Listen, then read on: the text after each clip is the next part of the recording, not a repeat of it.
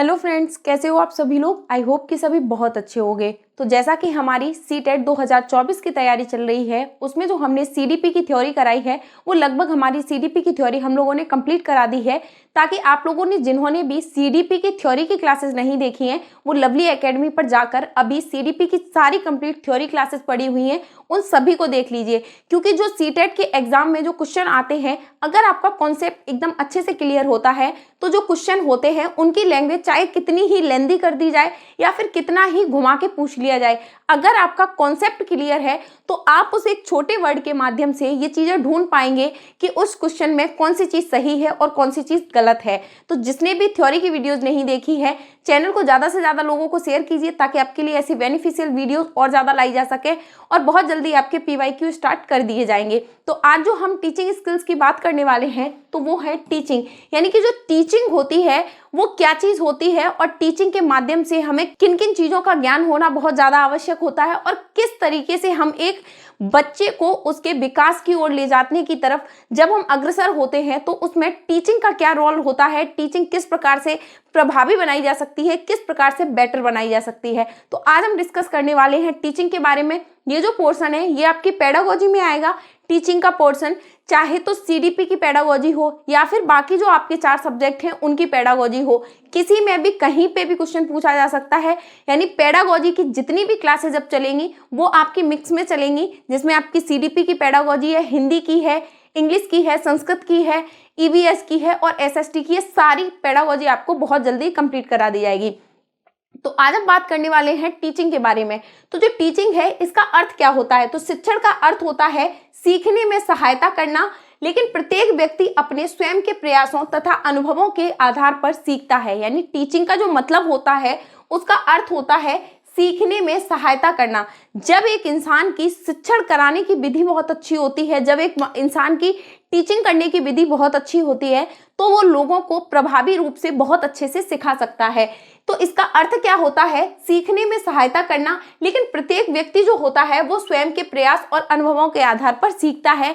यानी एक व्यक्ति जब किसी भी चीज को सीखना चाहता है तो उसके लिए ऐसा नहीं है कि सामने वाला एक इंसान पूरे तरीके से आपको बहुत अच्छे से सिखा देगा।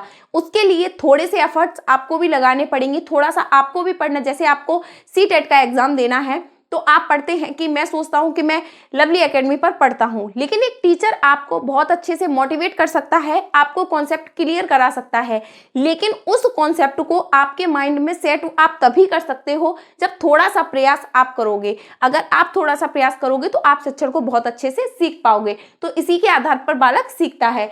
शिक्षक अपने छात्र को सीखने में प्रेरणा दे सकता है, यानी कि उसको मोटिवेट कर सकता है, रुचि उत्पन्न कर सकता है, लेकिन वह स्वयं छात्र से कुछ नहीं सीखता। यानी कि लेकिन जो छात्र होता है जब तक स्वयं कुछ नहीं सीखना चाहेगा, चाहे उसे टीचर मोटिवेट करे, चाहे सीखने में प्रेरणा दे, चाहे उसकी रुचि उत्पन्न कर दे, लेकिन अगर बालक खुद से कुछ नहीं सीखना चाहता है तो वो नहीं सीख पाएगा। शिक्षण की विशेषताएं क्या क्या होती हैं, जो शिक्षण होता है, जो टीचिंग होती है, उसकी स्पेशलिटी क्या क्या होती है। तो शिक्षण एक सामाजिक प्रक्रिया है। मोस्ट इंपॉर्टेंट लाइन है, ये आपके एग्जाम में बहुत बार पूछी गई है। शिक्षण एक सामाजिक प्रक्रिया है, शिक्षण एक असामाजिक प्रक्रिया है, शिक्षण एक मनोवैज्ञानिक प्रक्रिया है। इस प्रकार से आपको लाइनें दे दी जाती हैं। तो जो शिक्षण होता है वो एक सामान्य और सामाजिक प्रक्रिया मानी जाती है। तो जो शिक्षण है वो एक प्रकार से सामाजिक प्रक्रिया है। जब हम समाज में रहते हैं, समाज के लोगों से इंटरकनेक्ट करते हैं तो हमें हमारी जो टीचिंग डेवलपमेंट होती है, जो हमारी शिक्षण प्रक्रिया है वो और ज्यादा प्रभावी बनती है। शिक्षण आमने सामने होने वाली प्रक्रिया है। जो शिक्षण है वो एक प्रकार से आमने सामने होने वाली प्रक्रिया है, यानी फेस टू फेस होने वाली प्रक्रिया है। जैसे कि हम लोग भले ही ऑनलाइन माध्यम से पढ़ रहे हैं, लेकिन जो चीजें हैं उसे एक प्रकार से आप कांटेक्ट करके पढ़ रहे हो। जैसे कि ये सामने वाला हमें पढ़ा रहा है, हम उस चीज को नोट कर रहे हैं, तो एक प्रकार से हम भी ये सोच के पढ़ा रहे हैं कि सामने वाले कोई स्टूडेंट पढ़ रहे हैं और आप भी ये सोच के पढ़ रहे हैं कि सामने हमें टीचर के द्वारा पढ़ाया जा रहा है और हम इस चीज के नोट्स बना रहे हैं। तो शिक्षण क्या है, एक प्रकार से आमने सामने होने वाली प्रक्रिया होती है। शिक्षण एक विकास की प्रक्रिया है। जब किसी भी इंसान को चीजें सिखाई जाती हैं, उसे ज्ञान प्रदान कराया जाता है, तो शिक्षण क्या होता है, एक विकास की प्रक्रिया माना जाता है। यानी इसके द्वारा क्या होगा, आपका डेवलपमेंट होगा, आपका विकास होगा। शिक्षण कला और विज्ञान दोनों है। मोस्ट इंपॉर्टेंट लाइन है, शिक्षण कला और विज्ञान दोनों है। उसके बाद है शिक्षण एक भाषाई प्रक्रिया होती है, यानी कि इसका एक लैंग्वेज आधार होता है। जो शिक्षण है वो एक प्रकार से भाषाई प्रक्रिया है। शिक्षण एक उपचार विधि है, जैसे किसी इंसान को कोई चीज समझ में नहीं आ रही तो उसके लिए मान सकते हैं कि जो शिक्षण है, अगर वो सामने वाला बहुत प्रभावी ढंग से कराता है, दूसरे को इंटरेस्ट पैदा कर देता है पढ़ने के लिए, दूसरे को मजबूर कर देता है चीजों को सीखने के लिए, तो वो क्या होता है, एक प्रकार से उपचार विधि मानी जाती है। शिक्षण एक अंतःक्रिया है, अपने अंदर होने वाले जितनी भी चीजें हैं, अपने अंदर होने वाले हर डेवलपमेंट को दूसरे इंसान को बताना कि इस प्रकार से अगर आप थोड़ी सी कोशिश करोगे तो इस चीज को बहुत बेटर तरीके से कर सकते हो। तो एक प्रकार से अंतःक्रिया है। शिक्षण एक उद्देश्यपूर्ण प्रक्रिया है। शिक्षण प्रक्रिया तभी पूरी की जा सकती है जब तक हम उसका लक्ष्य निर्धारित नहीं करेंगे, उद्देश्य नहीं होगा। जैसे कि हम लोग ये साइकोलॉजी की क्लास ले रहे हैं या हम लोग ये पेडागोजी पढ़ रहे हैं, तो हमारा एक एम है, हमारा एक उद्देश्य है कि हमें सीटेट को क्लियर करना है, इसीलिए पढ़ रहे हैं। तो जब किसी चीज को हम सीखते हैं, जब तक उस चीज का कोई लक्ष्य नहीं होता है, कोई उद्देश्य नहीं होता है, तो हमारे जो सीखने के तरीके होते हैं वो उतने बेटर नहीं होते हैं। तो शिक्षण एक उद्देश्यपूर्ण प्रक्रिया है। शिक्षण एक त्रिध्रुवी प्रक्रिया है, यानी शिक्षण के जो 3 पार्ट्स माने गए हैं, जैसे कि शिक्षण है इसके 3 पार्ट्स माने गए हैं, वो माने गए हैं, एक होता है बालक, एक होता है शिक्षक, और उसके बाद आपका थर्ड माना गया है पाठ्यक्रम। यानी कि जो शिक्षण प्रक्रिया है एक प्रकार से त्रिमुखी प्रक्रिया है। इसके 3 पार्ट हैं, एक स्टूडेंट खुद यानी कि जो बालक जो सीखना चाहता है, दूसरा जो सिखाना चाहता है शिक्षक, तीसरा जो हमारा सिलेबस है। ये तीनों चीजों को मिलाकर एक प्रकार से शिक्षण प्रक्रिया को बहुत अच्छे से प्रभावी बनाया जा सकता है। शिक्षण एक निर्देशन की प्रक्रिया है। शिक्षण जो है वो एक प्रकार से निर्देश देने की प्रक्रिया मानी जाती है। शिक्षण एक औपचारिक व अनौपचारिक प्रक्रिया है। शिक्षण औपचारिक रूप से भी हो सकता है और अनौपचारिक रूप से भी हो सकता है। औपचारिक रूप से हम विद्यालय में आके जैसे कि शिक्षक से कोई चीज सीखते हैं तो वो रहेगी औपचारिक प्रक्रिया के दौरान। उसके बाद है जो शिक्षण प्रक्रिया है, जैसे हम घर परिवार से कोई चीज सीखते हैं तो फैमिली मेंबर से जब कोई सी चीज को सीखते हैं, घर वालों से, परिवार से, आस पड़ोस से, तो ये सारी चीजें किस में आएंगी, अनौपचारिक में आएंगी। औपचारिक में क्या चीज आएगी, जैसे हमारे स्कूल हैं, इनमें हम औपचारिक रूप से जो शिक्षण प्रक्रिया है उसे पूरी करते हैं। शिक्षण एक कौशलपूर्ण प्रक्रिया है, यानी इसमें जो हमारे कौशल हैं वो सारे विकसित हो जाते हैं। अब बात करते हैं शिक्षण के सिद्धांत। शिक्षण के सिद्धांत कौन कौन से होते हैं और इनके होने से हमें क्या क्या लाभ होते हैं। तो शिक्षण के जो सिद्धांत होते हैं मोस्ट इंपॉर्टेंट है और आपके पेडागोजी के लिए कम से कम 4 से 5 क्वेश्चन शिक्षण के सिद्धांत से पूछे जाते हैं, क्योंकि शिक्षण के जो सिद्धांत होते हैं वो पेडागोजी की क्लास में सीडीपी में भी पूछे जाते हैं। उसके बाद आपकी एसएसटी, ईवीएस, हिंदी, इंग्लिश, आपकी जो भी लैंग्वेज रही हो, चाहे लैंग्वेज फर्स्ट हो, सेकंड हो, यानी कि जो आपके एग्जाम में जितनी भी पेडागोजी आती है उसमें कहीं भी पूछे जा सकते हैं। ऐसा नहीं है कि सिर्फ सीडीपी की क्लास में पूछे जाएंगे। तो जो शिक्षण के सिद्धांत है मोस्ट इंपॉर्टेंट है। शिक्षण के सिद्धांत में सबसे पहले सिद्धांत की बात करते हैं, निश्चित उद्देश्य का सिद्धांत। यानी जो निश्चित उद्देश्य का सिद्धांत होता है इसका क्या अर्थ होता है और हम कैसे पता लगा पाएंगे। उसमें जैसे एक लाइनिंग दे दी गई तो उसके बाद में आपको डिसाइड करना है इसमें किस सिद्धांत का यूज किया गया है, निश्चित उद्देश्य का है, लचीलेपन का है, पूर्व अनुभव का है। तो जब आपका कॉन्सेप्ट क्लियर होगा तभी आप बता पाएंगे कि ये कौन से सिद्धांत से ली गई है। निश्चित उद्देश्य का जो सिद्धांत होता है, शिक्षक को पहले अपने उद्देश्य को निश्चित कर लेना चाहिए। यानी एक शिक्षक है वो बहुत अच्छे से जब अपने एम को स्थापित कर लेता है, जब अपना एक उद्देश्य बना लेता है, तो वो शिक्षण प्रक्रिया को बहुत प्रभावी बना सकता है। एक शिक्षक है जो पढ़ाने से पहले किसी भी चीज को बता देता है कि जैसे हम आज गाय पे पढ़ाने वाले हैं या फिर हम कल गाय पे पढ़ाएंगे, उस चीज के बारे में छात्रों को पहले से बता देता है और उसके बाद छात्रों को याद करवाता है। ये किस सिद्धांत से लिया गया है, निश्चित उद्देश्य कैसे, कि आज हमें पता है सर ने बोला है कि हमें गाय के ऊपर जो चीजें हैं वो पढ़नी है, गाय के बारे में हमारा कॉन्सेप्ट क्लियर कराया जाएगा। तो एक प्रकार से उसने उद्देश्य स्थापित कर लिया कि आज हमारा गाय का कॉन्सेप्ट क्लियर कराया जाएगा और स्टूडेंट भी उसी हिसाब से चीजों को प्रेफर करते हैं। उसके बाद है लचीलेपन का सिद्धांत। जो लचीलेपन का सिद्धांत है वो किस प्रकार से है, यदि आवश्यक हो तो पूर्व निर्धारित विषय वस्तु, समय, स्थान और विधियों में परिवर्तन लाया जाना चाहिए। लचीलेपन का सिद्धांत होता है एक अध्यापक को पढ़ाते समय किसी भी अपनी विषय वस्तु को चेंज करके, उसको पढ़ाने के तरीके को चेंज करके विषय वस्तु को चेंज कर सकता है, समय को चेंज कर सकता है, स्थान को चेंज कर सकता है और अपने टीचिंग मेथड को चेंज कर सकता है, विधियों को चेंज कर सकता है। उसके द्वारा जब ये परिवर्तन किया जाता है तो जो चीज़ें वो स्टूडेंट को सिखाना चाहता है उन चीज़ों को थोड़ा चेंज कर करके पढ़ाएगा तो स्टूडेंट की भी रुचि उत्पन्न होगी। जब स्टूडेंट उस चीज़ में इंटरेस्ट लेने लगेंगे, अगर चीज़ों को चेंज कर करके परिवर्तन करके पढ़ाया जाएगा तो वो बहुत अच्छे से पढ़ा पाएगा। और इसी को बोला जाता है लचीलेपन का सिद्धांत, कि एक अध्यापक है जो चीज़ों को, विषय वस्तु को बदल कर, स्थान बदल कर, जगह बदल कर, अपने पढ़ाने के तरीके बदल कर बच्चों को प्रभावी शिक्षण प्रक्रिया कराता है। वो किस सिद्धांत के प्रीफर में आएगा? तो वो आएगा लचीलेपन के सिद्धांत में। पूर्व अनुभवों को जोड़ने का सिद्धांत, इसका अर्थ होता है छात्र ने पूर्व में जो भी कुछ सीखा है आगे का पाठ उससे जोड़कर पढ़ाया जाए। पूर्व अनुभव का मतलब होता है जो चीज छात्र पहले किसी चीज को सीख के आया हो और उसे आगे की जो शिक्षण प्रक्रिया करानी है, आगे उसे जो भी चीज सिखानी है उसे उससे एक प्रकार से कनेक्ट करके पढ़ाया जाएगा तो शिक्षण बहुत अच्छे से प्रभावी बनाया जा सकता है। तो छात्र ने पूर्व में जो भी कुछ सीखा है उसी को जोड़ के आगे की चीजें उसे पढ़ानी जानी चाहिए। यानी कि पहले उसने किसी छोटे कॉन्सेप्ट को क्लियर किया है, उसी के बाद उस कॉन्सेप्ट के जो बड़े बड़े पार्ट हैं उन्हें कंप्लीट कराया जाए, तो इसको बोला जाता है पूर्व अनुभवों के आधार पर जोड़कर पढ़ाया जाएगा। बाल केंद्रितता का सिद्धांत, जो बाल केंद्रितता का सिद्धांत हो जाता है, इसका बोला जाता है शिक्षण बाल केंद्रित होना चाहिए, ना कि शिक्षक केंद्रित। अगर किसी भी स्टूडेंट को कोई भी चीज सिखाई जा रही है तो उसमें जो शिक्षण प्रक्रिया है वो हमेशा बाल केंद्रित होनी चाहिए, ना कि शिक्षक केंद्रित। बाल केंद्रित यानी बालक को ध्यान में रख के ही, यानी एक बालक है उसी को ध्यान में रख के जब हम शिक्षण प्रक्रिया को पूरी कराएंगे तो ही बालक बहुत अच्छे से सीख पाएगा। उसमें टीचर सेंटर्ड नहीं होना चाहिए।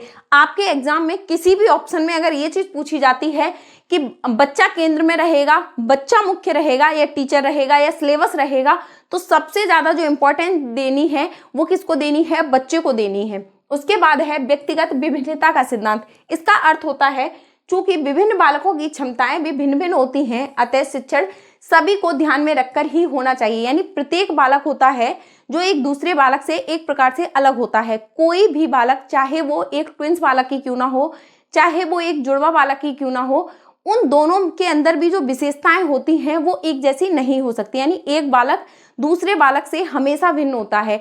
तो शिक्षण प्रक्रिया जब एक अध्यापक करा रहा है तो उसे इस चीज का ध्यान रखना चाहिए कि प्रत्येक बालक किस बालक में गेन करने की क्षमता कैसी है, कितने अच्छे से वो सीख सकता है, कितने दिन में उसका कॉन्सेप्ट क्लियर हो सकता है।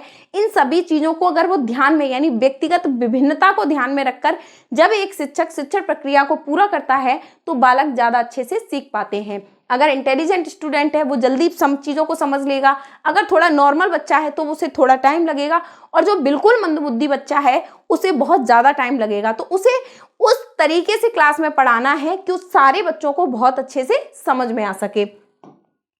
उसके बाद है वास्तविक जीवन से जोड़ने का सिद्धांत। जो वास्तविक जीवन से जोड़ने का सिद्धांत है, इसका अर्थ होता है पाठ्य वस्तु को छात्रों के जीवन से जोड़ देने से वह पाठ आसानी से और रुचिपूर्वक सिखाया जा सकता है। यानी कि अगर पाठ को बालक के वास्तविक जीवन से जोड़कर पढ़ाया जाए, यानी कि किसी भी कॉन्सेप्ट को क्लियर करना है, अगर उसे इस प्रकार के उदाहरण दिए जाएं जो उसे एकदम उसकी रियल लाइफ जैसे लगे तो उसे ज्यादा रुचिपूर्ण तरीके से पढ़ाया जा सकता है। जैसे किसी पेड़ के बारे में पढ़ाना है, अगर छात्र को पेड़ के बारे में क्लासरूम में पढ़ाया जाएगा तो वो उस लेवल तक सीखेगा। अगर उसे सीधा पेड़ ही दिखा दिया जाए और उसके बारे में उसे चीजें समझाई जाए तो बालक ज्यादा अच्छे से सीख जाएगा। उसी प्रकार से जो बालक को जो भी चीजें सिखानी है उसे उसके वास्तविक जीवन से अगर जोड़कर सिखाया जाता है तो बालक ज्यादा अच्छे से सीख पाते हैं। उसके बाद है अन्य विषयों के साथ समन्वय का सिद्धांत। इसका अर्थ होता है शिक्षण में एक विषय को पढ़ाते समय उनका संबंध अन्य विषयों से भी जोड़ा जाना। प्रभावशाली विधियां, सहायक सामग्री आदि का चुनाव कक्षा में पूर्व ही कर लेना चाहिए। यानी एक अध्यापक है जब भी वो किसी एक सब्जेक्ट को पढ़ाता है तो उसे किसी भी कॉन्सेप्ट को इस प्रकार से क्लियर कराना है कि वो अन्य कॉन्सेप्ट से भी क्लियर हो रहा हो। जैसे आपकी पेडागोजी पढ़ाई गई, पेडागोजी आपको सीडीपी की पढ़ानी है, चाहे हिंदी की पढ़ानी है, शिक्षण प्रक्रिया हर एक चीज में आएगी। अब ये कॉन्सेप्ट आपका एक प्रकार से जोड़ दिया गया। अगर ईवीएस की पेडागोजी है तो उसके अकॉर्डिंग थोड़े आंसर लगाने होंगे। बाहरी जीवन से जोड़ना है, पर्यावरण के बारे में बताना है तो उसे पर्यावरण से जोड़ के पढ़ाया जाएगा। अब हिंदी में अगर पूछा जाता है तो आपकी जो लैंग्वेज है उससे जोड़ के पढ़ाया जाएगा कि एक बालक को लैंग्वेज के बारे में सिखाना है, वो अन्य देश से आया हुआ है, उसे यहाँ की लैंग्वेज समझ में नहीं आती तो उसे कैसे सिखाया जाएगा। उसी प्रकार से यानी एक चीज को दूसरे विषय से इंटरकनेक्ट होकर पढ़ाया जाएगा। तो क्या होगा, उसमें जो बालक है वो रुचिपूर्ण तरीके से सीख लेगा। यानी कि जैसे कि जब हम कई बार पढ़ते हैं तो जो हिंदी में चैप्टर होते हैं वो किस प्रकार के दिए रहते हैं, वो ऐसे दिए रहते हैं कि जैसे किसी भी ईवीएस के कोई कॉन्सेप्ट है उसका कई बार चैप्टर दे दिया जाता है, यानी एक अच्छे पेड़ के बारे में लिखना है, एक बहुत अच्छा पेड़, चैप्टर का नाम दे दिया खेल खेल में, चैप्टर का नाम दे दिया चिड़िया, तो यानी कि चिड़िया के बारे में कॉन्सेप्ट क्लियर करना है। अब चिड़िया हिंदी में तो पूछी नहीं जाएगी, चिड़िया के बारे में कहानी बताई जाएंगी, उसमें कॉन्सेप्ट को पेड़ भी बताया जाएगा, उसके बाद चिड़िया के दाने खाने इन सभी चीज़ों के बारे में बताया जाएगा। तो क्या होगा, एक दूसरे से इंटरकनेक्ट होकर पढ़ाया जा रहा है। यानी चिड़िया के बारे में भी बता दिया, वो जो चीज़ें खाती पीती है उन चीज़ों के बारे में बता दिया, तो ये किससे कनेक्ट हो गया, ईवीएस से। पेड़ पौधों के बारे में, वातावरण के बारे में, जहाँ जानवर रहते हैं, जहाँ जीव जंतु रहते हैं, तो ये किस में हो गया, ईवीएस से। उसके बाद है इन चीज़ों के भोजन के खाने से हमें क्या लाभ होते हैं, कौन से भोजन से कौन सी बीमारी हो जाती है, इन सभी चीज़ों के बारे में अगर एक दूसरे से इंटरकनेक्ट करके पढ़ाया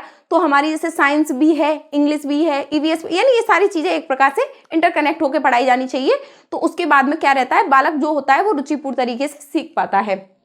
उसके बाद है सक्रिय सहयोग और क्रियाशीलता का सिद्धांत। मोस्ट इंपॉर्टेंट सिद्धांत है, पाठ के विकास में बच्चों का सहयोग लिया जाए और उन्हें क्रियाशील रखा जाए। यानी एक बालक को जब कोई भी चीज पढ़ाई जा रही है तो ऐसा नहीं है कि बालक चुपचाप बैठे हैं, बालकों को बीच बीच में क्वेश्चन पूछना है, बालकों को तुमने क्या चीज पढ़ाई है वो सारी चीजें बालकों को बीच बीच में से खड़े करके पूछने, ताकि बालक एक प्रकार से क्लासरूम में रहेंगे तो वो एक प्रकार से एक्टिव रहेंगे। अगर हम बीच उन्हें पता रहेगा कि जो सर हैं वो किसी भी चीज को कभी भी कहीं से भी बीच में से पूछ सकते हैं, कोई भी चीज ऐसी है, तो वो क्या रहेगा कि क्लासरूम में वो एक प्रकार से एक्टिव रहेंगे। तो बालकों को क्रियाशील रखा जाए, बच्चों को सहयोग लिया जाए, यानी बच्चों को भी किसी एक चीज का क्वेश्चन दे दिया, अब इसको सॉल्व करके दिखाओ, पहले कॉन्सेप्ट पढ़ाया उसके बाद उन्हें क्वेश्चन दे दिया, तो जब वो उसमें चिंतन करेंगे, मनन करेंगे, उस समस्या का समाधान ढूंढेंगे, यानी उस क्वेश्चन का आंसर ढूंढेंगे, तो बालक एक प्रकार से क्लास में एक्टिव रहेंगे। भाषा शिक्षण के जो सिद्धांत हैं वो कौन कौन से हैं और किस प्रकार से ये वर्क करते हैं। तो पेडागोजी में हिंदी की pedagogy paper first paper second दोनों के लिए है ये। उसमें हम बात करने वाले हैं जो भाषा शिक्षण से संबंधित कुछ सिद्धांत हैं, ये कैसे हैं, निम्नलिखित हैं। बहुत सारे ऐसे सिद्धांत हैं जिनके द्वारा हम भाषा शिक्षण को बहुत अच्छे से प्रभावी और उनमें निपुण हो सकते हैं। सबसे पहले हम बात करने वाले हैं अभिप्रेरणा और रुचि का सिद्धांत, यानी जो भाषा अधिगम है, भाषा अर्जन है, भाषा में जो अभिप्रेरणा और रुचि का सिद्धांत होता है वो किस प्रकार से वर्क करता है। तो इस सिद्धांत के अनुसार भाषा तथा उसकी पाठ्य सामग्री के प्रति रुचि उत्पन्न करना सबसे ज्यादा आवश्यक है। शिक्षण प्रणालियों का चुनाव बच्चों की रुचि और आवश्यकताओं के अनुरूप किया जाना चाहिए। अभिप्रेरणा और रुचि का सिद्धांत हमें बताता है कि जब एक अध्यापक क्लासरूम में आके बच्चों को कोई भी चीज को सिखाता है तो उसे इस चीज का ध्यान रखना चाहिए कि बच्चे को पहले तो मोटिवेट करना चाहिए कि हम जिस चैप्टर को पढ़ाने वाले हैं उसे इस प्रकार से मोटिवेट कर दो कि बच्चा उन सभी चीज़ों में इंटरेस्ट लेने लगे, उन सभी चीज़ों में रुचि लेने लगे। क्योंकि जब एक बालक किसी भी चीज़ को पढ़ने में इंटरेस्टेड होता है, उसमें रुचि लेता है, तो वो उस चीज़ को बहुत अच्छे से सीख पाता है। तो ये क्या होता है, अभिप्रेरणा और रुचि का सिद्धांत है। इसमें अध्यापक को इस चीज़ का बहुत अच्छे से ध्यान रखना चाहिए कि सबसे पहले वह उसे इतना मोटिवेट कर दे कि एक बच्चे को जो चीज़ पढ़ाई जा रही है उसमें बहुत अच्छे से इंटरेस्ट आने लगे। तो इसमें क्या होता है, उस पाठ्य सामग्री के प्रति सबसे पहले बालक के मन में रुचि उत्पन्न करना होता है और फिर अच्छी शिक्षण प्रणालियों का चुनाव करके बच्चे की रुचि और आवश्यकताओं के अनुसार ही शिक्षण किया जाना चाहिए। उसके बाद सेकंड नंबर पर बात करते हैं क्रियाशीलता का सिद्धांत। जो क्रियाशीलता का सिद्धांत है मोस्ट इंपॉर्टेंट है। इसका क्या अर्थ होता है, बालकों को करके सीखने में आनंद का अनुभव होता है। इसकी प्रमुख शिक्षा शास्त्री जैसे फ्रॉवेल, ड्यूवी, मॉन्टेसरी, इन सभी ने सिद्धांतों पर इस पर बल दिया है। भाषा शिक्षण के समय छात्रों को सतत और क्रियाशील रहना बहुत आवश्यक होता है। इसमें छात्रों की अध्ययन में रुचि बढ़ती है, जैसे कि प्रश्न पूछना, मौखिक और लिखित रूप से कार्य करना। क्रियाशीलता का सिद्धांत है, इसे आसान शब्दों में समझते हैं। इसका अर्थ होता है एक बालक को जब कक्षा में कोई भी चीज पढ़ाई जा रही है तो इस प्रकार से पढ़ाई जानी चाहिए कि बालक क्लासरूम में एक प्रकार से एक्टिव रह सके, एक प्रकार से इंटरेस्ट के तरीके से पढ़ सके। ऐसा नहीं है कि तुम इस तरीके से जैसे पढ़ा रहे हो कि तुम बुक्स से लेके पढ़ाते जा रहे हो और बच्चे हैं वो एकदम साइलेंट होके बैठे हैं। तो बच्चों को क्लासरूम में इस प्रकार से पढ़ाना है कि बच्चों आपसे क्वेश्चन पूछें, क्वेश्चन बताएं, आप बीच बीच में बच्चों से क्वेश्चन पूछ सकते हैं। तो इससे क्या रहेगा, बच्चा जो है वो क्लास में एक प्रकार से एक्टिव रहेगा, एक प्रकार से सक्रिय रहेगा। तो ये किस पे बात करता है, भाषा की क्रियाशीलता का सिद्धांत कहलाता है। उसके बाद है अभ्यास का सिद्धांत। अभ्यास के सिद्धांत का अर्थ होता है, इसके अनुसार व्यक्ति जिस कार्य को बार बार करता है उसे शीघ्र सीख जाता है। कोई भी व्यक्ति है अगर किसी भी चीज को बार बार रिपीट करता रहेगा तो उस चीज का उसके माइंड में कॉन्सेप्ट एकदम क्लियर हो जाता है और उस चीज को वो बहुत अच्छे से और पूरी तरीके से सीख लेता है। जिस क्रिया को बहुत समय तक नहीं करता है उसे भूलने लगता है। अतः भाषा शिक्षण के समय छात्रों को अभ्यास करते रहना चाहिए। उदाहरण के लिए नए नए शब्दों को बोलने का अभ्यास करते रहना चाहिए। तो अभ्यास का सिद्धांत हमें बताता है कि जो बालक है जब किसी चीज का निरंतर अभ्यास करता रहता है, जब निरंतर उस चीज को एकदम अच्छे से अभ्यास रिपीटेशन करता रहता है तो उसे वो चीज उसके दिमाग में अच्छे से स्थायी हो जाती है और पूरी तरीके से वो सीख पाता है। उसके लिए क्या है, बालक को रोजाना नए शब्दों को रिपीट करके बोलता रहना चाहिए ताकि जो भी चीजें हैं जो उसको बहुत अच्छे से समझ में नहीं आ पा रही हैं, जो चीजें वो समझ नहीं पा रहा है, उन चीजों को जब वो बार बार अभ्यास करेगा तो उसे वो पूरी तरह से सीख पाएगा। उसके बाद है समन्वय का सिद्धांत, यानी इसमें मनोवैज्ञानिकों ने यह सिद्ध किया है कि बच्चे उन विषयों और क्रियाओं में अधिक रुचि लेते हैं जिसमें उन्हें वास्तविक जीवन से संबंधित हो। यानी कि समन्वय का अर्थ होता है कि बालक उन चीजों में इंटरेस्ट ज्यादा लेते हैं जिसमें बालक का इंटरेस्ट, यानी कि जिसे बालक के जीवन से, यानी जो उसकी रियल लाइफ है उससे जोड़कर जब उसे पढ़ाया जाता है तो ये समन्वय का सिद्धांत बताता है कि बालक उस चीज में ज्यादा इंटरेस्ट लेते हैं और उसे ज्यादा अच्छे से सीख पाते हैं। तो अतः शिक्षकों को पाठ पढ़ाते समय उसे छात्रों के जीवन से जोड़ने का प्रयास करना चाहिए जिससे छात्र से शीघ्र ग्रहण कर ले। उसके बाद बात करते हैं व्यक्तिगत विभिन्नता का सिद्धांत, यानी प्रत्येक बालक होता है। व्यक्तिगत विभिन्नता का सिद्धांत बताता है कि प्रत्येक छात्र में बहुत प्रकार के डिफरेंसेस पाए जाते हैं। प्रत्येक छात्र एक दूसरे छात्र से भिन्न होता है, यानी एक प्रकार से अलग होता है। तो प्रत्येक छात्र को उसकी जो सोचने की शक्ति है, समझने की शक्ति है, एक्वायर करने की शक्ति है, उसे जितनी चीज़ें जितनी जल्दी ग्रहण कर सकता है, उन सभी चीज़ों को ध्यान में रख के ही, उसकी विभिन्नताओं को ध्यान में रख के ही छात्रों को चीज़ों को सिखाया जाना चाहिए। उसके बाद नेक्स्ट बात करते हैं क्रम का सिद्धांत, यानी क्रम के सिद्धांत का अर्थ होता है भाषा शिक्षण का मुख्य उद्देश्य छात्रों की भाषा के सभी कौशलों में निपुण करना है। जैसे वाचन कौशल है, श्रवण कौशल है, पठन है, लेखन है, इन सभी कौशलों का समुचित ध्यान देना अत्यंत आवश्यक होता है। सभी कौशलों को सिखाने का क्रम सही होना चाहिए, अर्थात इन्हें क्रम से लिखकर ही सिखाया जाना चाहिए। जैसे कि सबसे पहले श्रवण कौशल को सिखाना है, बाद में वाचन को, बाद में पठन को और उसके बाद लेखन को। इसे हमने बहुत अच्छे से याद किया है, LSRW, या फिर इसे हिंदी में याद कर सकते हैं सुबोपली। यानी कि जो ये कौशल होते हैं उनका एक क्रम होता है और हर चीज़, जब बालक को हम चीज़ों को सिखा रहे हैं तो हमें इस चीज़ का ध्यान रखना चाहिए कि जो भी चीज़ें हमने बालक को सिखाई हैं वो एक क्रम के अनुरूप सिखानी है। सबसे पहले बालक को सुनने में निपुण बनाना है, यानी सुनने का अर्थ होता है सुनना, यानी सुनना सबसे फर्स्ट कौशल होता है। तो सबसे पहले बालक को क्या करना है, सुनने में निपुण बनाना है। उसके बाद उसको बोलना सिखाना है, उसके बाद पढ़ना सिखाना है और उसके बाद लिखना सिखाना है। इंग्लिश में याद करोगे तो LSRW, यानी कि लिसनिंग, स्पीकिंग, रीडिंग और राइटिंग। लिसनिंग, स्पीकिंग, रीडिंग और राइटिंग, या फिर हिंदी में याद कर लो सुबोपली, सुनना, बोलना, पढ़ना और लिखना। इसे आप किसी भी प्रकार से, तो इसी क्रम के अनुरूप ही बालक को चीज़ों को सिखाया जाना है। अनुकरण का सिद्धांत बताता है कि जो बालक है वो अनुकरण के माध्यम से चीज़ों को सीखता है।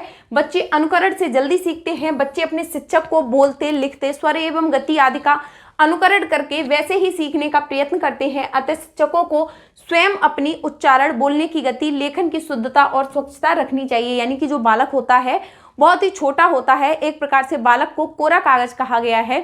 तो बालक के सामने जो टीचर है उसे अपनी ऐसी रेपुटेशन बना के रखनी चाहिए कि बालकों में जो उस पर प्रभाव पड़े, उनके जो व्यक्तित्व पर प्रभाव पड़े, वो एक प्रकार से अच्छा प्रभाव पड़े। बालक को जो भी चीज़ें वो सिखाना चाहता है वो चीज़ों को इतनी अच्छी से, शुद्धता से, स्वच्छता से सिखाई जानी चाहिए ताकि जब बालक उसका अनुकरण करके सीखे तो उसके माइंड में भी वो कॉन्सेप्ट उसी प्रकार से पहुंचे जिससे उसका शुद्ध और सटीक सक्रिय रूप है। उसके बाद है शिक्षण सूत्रों का सिद्धांत, यानी जो शिक्षण सूत्रों का सिद्धांत है, भाषा शिक्षण के कुछ सूत्र हैं। शिक्षक को भाषा शिक्षण के दौरान इन सूत्रों को ध्यान में रखते हुए शिक्षण करना चाहिए। इससे छात्रों के सीखने में आसानी होती है और शिक्षण अधिक प्रभावशाली हो जाता है। यानी कि एक अध्यापक है, उसे शिक्षण सूत्रों के अनुसार इन्हें ध्यान में रख के ही पढ़ाया जाना चाहिए, ताकि जो बालक हैं वो शिक्षण सूत्रों के माध्यम से बहुत अच्छे से सीख पाते हैं। तो ये थे मोस्ट इंपॉर्टेंट भाषा के शिक्षण के सिद्धांत, यानी भाषा के शिक्षण के कौन कौन से सिद्धांतों को यूज करके बालक की जो शिक्षण है, जो अधिगम प्रक्रिया है, उसे बहुत अच्छे से प्रभावी बनाया जा सकता है। तो आज जो हमारी पेडागोजी है उसे हम हिंदी की पेडागोजी स्टार्ट करने वाले हैं। हिंदी की पेडागोजी में कौन कौन से क्वेश्चन आते हैं और कहाँ कहाँ से आते हैं उनके बारे में डिस्कस करेंगे। तो जो हिंदी की पेडागोजी होती है ये 15 मार्क्स की आएगी आपके एग्जाम में। पेपर फर्स्ट और पेपर सेकंड दोनों के लिए ही मोस्ट इंपॉर्टेंट है। ये जितनी भी वीडियोस आपके लिए बनाई जा रही हैं आपके सीटेट के एग्जाम के लिए सफिशिएंट रहने वाली हैं। तो आज हम बात करने वाले हैं भाषा अधिगम और भाषा अर्जन के बारे में, यानी भाषा अधिगम किसे कहते हैं और भाषा अर्जन किसे कहते हैं, दोनों में क्या डिफरेंस होते हैं, भाषा अधिगम और भाषा अर्जन। तो सबसे पहले बात करते हैं भाषा के बारे में। जो भाषा होती है, भाषा वह साधन है जिसके द्वारा हम अपने विचारों को व्यक्त करते हैं।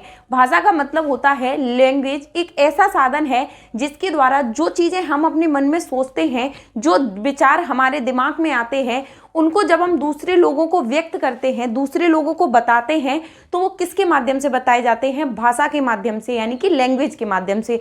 जब हमारी कोई लैंग्वेज होती है, हमें जब दूसरे को कोई बात बतानी होती है, तो जब हमारी कोई लैंग्वेज होती है तभी तो हम दूसरे को समझा पाते हैं कि हमें कोई भी बात बतानी है, कि हम हिंदी में बोल के उसे समझाएंगे कि इंग्लिश में बोल के समझाएंगे, कन्नड़, जो भी हमारी लैंग्वेज है उन सभी लैंग्वेजों में बोल के एक दूसरे को समझाएंगे। तो भाषा मुख से उच्चारित होने वाले शब्दों और वाक्यों आदि का वह समूह है जिसके द्वारा मन की बात बताई जाती है। यानी भाषा एक ऐसा बातों का समूह है, ऐसा वाक्यों का समूह है, हमारे मुंह से उच्चारित होने वाले ऐसे शब्दों का समूह है जिसके द्वारा हम अपनी बात को दूसरे को बता सकते हैं, दूसरे को समझा सकते हैं।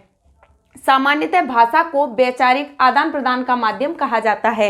यानी कि जो भाषा होती है उसे हमारे वैचारिक, यानी कि जो विचारों का जो आदान प्रदान होता है, एक दूसरे तक पहुंचाना होता है, एक दूसरे के साथ कम्युनिकेट करना होता है, उसी को भाषा बोला जाता है, क्योंकि हम उसी के द्वारा अपने विचारों को दूसरे के सामने व्यक्त कर पाते हैं। भाषा का आरंभ मानव के जन्म के साथ ही हो जाता है। यानी कि जो लैंग्वेज होती है उसकी जो स्टार्टिंग होती है वो जब एक बालक जन्म लेता है उसी समय से हो जाती है। क्योंकि जैसे अंग्रेजी क्षेत्रों में पैदा होने वाले, यानी कि जैसे इंडिया से बाहर कहीं कोई बच्चा पैदा होता है तो उसकी जो लैंग्वेज होगी वो उसके अकॉर्डिंग चीज़ें समझने लगेगा। जो बोलचाल की भाषा उसके वातावरण में, उसके परिवेश में, उसके कानों तक जो पहुंचती है, तो अनुकरण के माध्यम से वो उसे धीरे धीरे उसी प्रकार से एक्वायर करने लगता है, उसी प्रकार से अनुकरण के माध्यम से सीखने लगता है। तो जो भाषा है उसकी जो स्टार्टिंग होती है बालक के जन्म के समय से ही हो जाती है।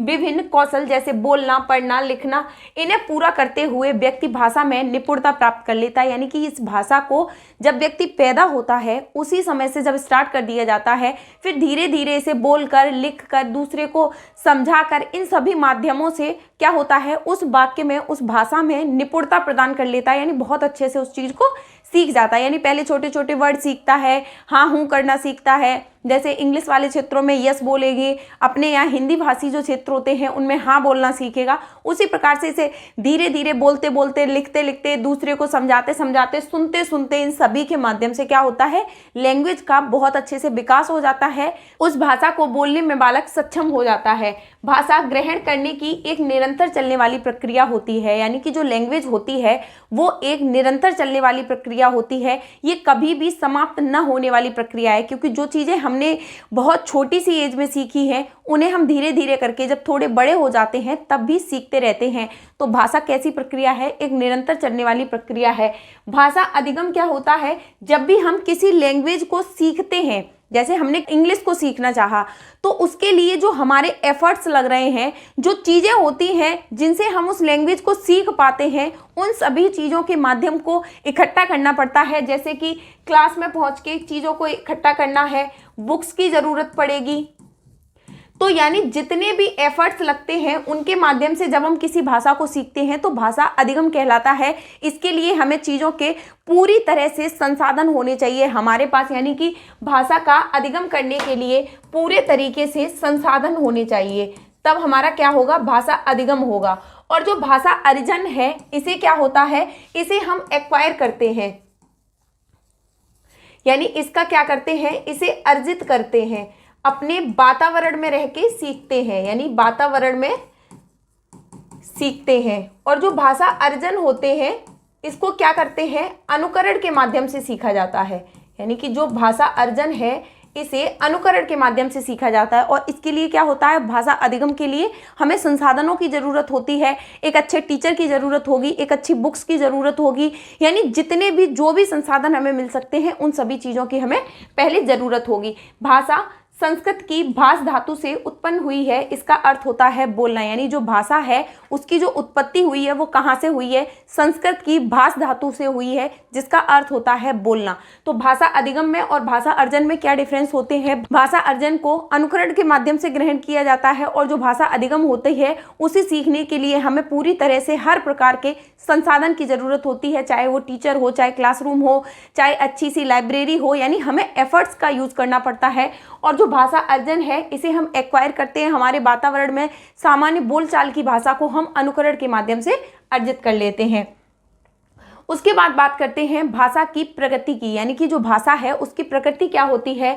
तो भाषा एक अर्जित संपत्ति होती है जिसका प्रयोग के माध्यम से ही ग्रहण किया जाता है, यानी जितनी हम उस लैंग्वेज को यूज करेंगे, जितना हम उसको बोलेंगे, जितना उसका अभ्यास करेंगे, उसके माध्यम से वो उतनी ही अच्छी और प्रभावशाली होती जाएगी और आदान प्रदान के द्वारा ही इस विस्तार हो सकता है, अर्थात ये पैतृक नहीं होती है। यानी कि जो भाषा होती है, अगर पूछा जाता है भाषा क्या है, तो भाषा अर्जित की जाती है। ऐसा नहीं है कि एक बालक माँ के गर्भ से ही चीज़ों को सीख के पैदा होता है, तो ऐसा नहीं होता। जो उस भाषा होती है उसे वो अनुकरण के माध्यम से सीखता है, वातावरण में आने के बाद सीखता है कि किस वातावरण में वो पैदा हुआ है और वहाँ पर कौन सी लैंग्वेज का यूज किया जा रहा है। तो भाषा है वो पैतृक नहीं होती है, ना ही आनुवांशिक होती है, यानी जो भाषा है वो ऐसा नहीं है जन्म के बाद स्टार्ट होती है, जन्म के बाद स्टार्ट होती है। जब बालक माँ के गर्भ में होता है तब उसकी कोई भी लैंग्वेज नहीं होती है। भाषा एक सामाजिक तथा परंपरागत वस्तु है, यह अनुकरण से सीखी जाती है और इसमें निरंतर परिवर्तन होता है। यानी कि भाषा जो होती है एक सामाजिक और परंपरागत वस्तु होती है, यानी हर बालक को भाषा सीखनी ही होती है। भाषा को जब हम इमिटेशन के माध्यम से यानी अनुकरण के माध्यम से सीखते हैं और भाषा में निरंतर परिवर्तन होता रहता है, यानी जैसे जैसे बालक बड़ा होता रहता है उसी प्रकार से उसकी नई नई भाषा का विकास होता रहता है और उसकी भाषा अधिक प्रभावशाली बनती जाती है। प्रत्येक भाषा की अपनी व्यवस्था होती है जिससे उसके स्वरूप का पता चलता है, जैसे ध्वनि, रूप, वाक्य, तत्व आदि, वर्णमाला है, तत्व शब्द है, रूप है, वाक्य है, संरचना है, इनका सार्थक प्रयोग है। यानी कि हर भाषा की एक अपनी व्यवस्था होती है, एक अपनी लिपि होती है, किस भाषा को किस प्रकार से बोलना है, किस लैंग्वेज में लिखना है, उसके लिखने का तरीका कौन सा है, ये सारी चीज़ें किस में होती हैं, लैंग्वेज में होती हैं। भाषा कठिनता से सफलता की ओर अग्रसर होती है, यानी स्टार्टिंग में जब कोई भी बालक किसी भी लैंग्वेज को बोलना स्टार्ट करता है तो सबसे पहले वो उसे स्टार्टिंग में बहुत डिफिकल्ट लगती है, यानी तो भाषा क्या होती है, कठिनता से सरलता की ओर बढ़ती हुई जाती है। प्रत्येक भाषा की अपनी लिपि होती है, जैसे हमारी हिंदी भाषा है, इसकी लिपि क्या है, देवनागरी है। तो हर भाषा की एक अपनी लिपि होती है, जैसे अंग्रेजी भाषा है उसे रोमन लिपि में लिखा जाता है। अन्य जितनी भी भाषाएं हैं, जैसे पंजाबी भाषा है उसकी जो लिपि होती है उसे गुरुमुखी लिपि बोला जाता है। उसी प्रकार से हर भाषा की अपनी एक लिपि होती है, जैसे हिंदी की देवनागरी है, अंग्रेजी की रोमन है, उर्दू की फारसी है। भाषा संस्कृति और सभ्यता से जुड़ी होती है, यानी कि जैसा जिसका कल्चर होता है, भाषा हर एक संस्कृति से, हर एक कल्चर से जुड़ी हुई होती है। साथ ही भाषा को सीखने में सीमा बाध्यता होती है, यानी कि जो भाषा होती है उसे सीखने के लिए हमें 100% सीखनी होती है और उसके सीखने में सीमा बाध्यता होती है। अब उसके बाद बात करते हैं जो भाषा है उसकी विशेषताएं क्या क्या होती हैं, लैंग्वेज की क्या क्या विशेषताएं होती हैं। तो सीखने की प्रक्रिया आजीवन चलती है। लैंग्वेज की सबसे बड़ी विशेषता है कि इसमें जो सीखने की प्रक्रिया है वो आजीवन चलने वाली है, निरंतर चलने वाली है, इसका कभी भी ये रुकती नहीं है। एक बालक धीरे धीरे जितना बड़ा होता जाता है लैंग्वेज उतनी प्रभावी होती जाती है उतनी चीज़ें उसके दिमाग में बढ़ती जाती हैं। ऐसा नहीं है कि एक बालक की 18 हो गई, कि 18 प्लस एज हो गई और उसके बाद में उसका जो भाषा का विकास होना है वो रुक जाएगा। जैसे जैसे बालक जैसे जैसे वातावरण में जाता जाएगा उसी प्रकार से उसकी भाषा का विकास होता जाएगा। सीखना परिवर्तन है, अपने और दूसरों के अनुभव को सीख कर अपने व्यवहार, विचारों, इच्छाओं, भावनाओं आदि में परिवर्तन करता है। यानी एक बालक है जितने अच्छे से अपनी भाषा को अर्जित कर लेता है, उसे अनुकरण के माध्यम से सीख लेता है, लिख कर, बोल कर, सुन कर, समझ कर, एक दूसरे से परस्पर अभ्यास कर, आदान प्रदान कर, जैसे जैसे वो भाषाओं को सीख लेता है उसी प्रकार से उसकी भाषा से क्या होता है, उसमें परिवर्तन हो जाता है।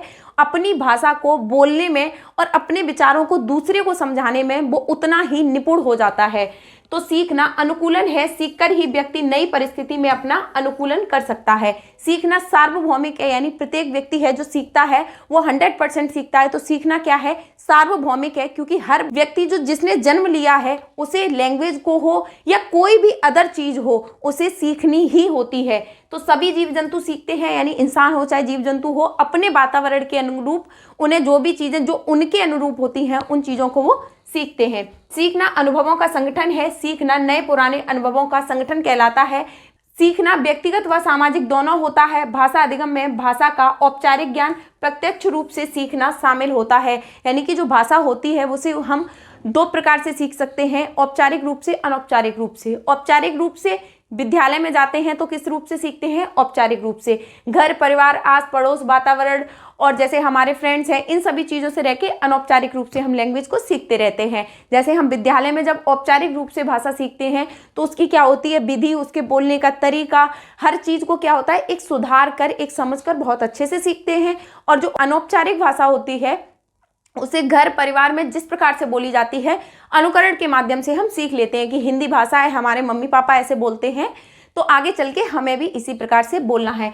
तो ये थी मोस्ट इंपॉर्टेंट जो लैंग्वेज है उसे उसकी क्या इंपॉर्टेंट होती है, यानी भाषा अधिगम क्या है, भाषा अर्जन क्या है, अधिगम के लिए हमें किन किन चीज़ों की ज़रूरत होती है और भाषा अर्जन के लिए हमें किन किन चीज़ों की ज़रूरत होती है। तो जैसे भाषा अधिगम और अर्जन में दोनों में अंतर बताया था कि जो भाषा अधिगम है उसके लिए क्या होता है, संसाधनों की ज़रूरत होती है, संसाधन की ज़रूरत होती है, टीचर्स की ज़रूरत होती है, बुक्स की ज़रूरत होती है, कोचिंग की ज़रूरत होती है।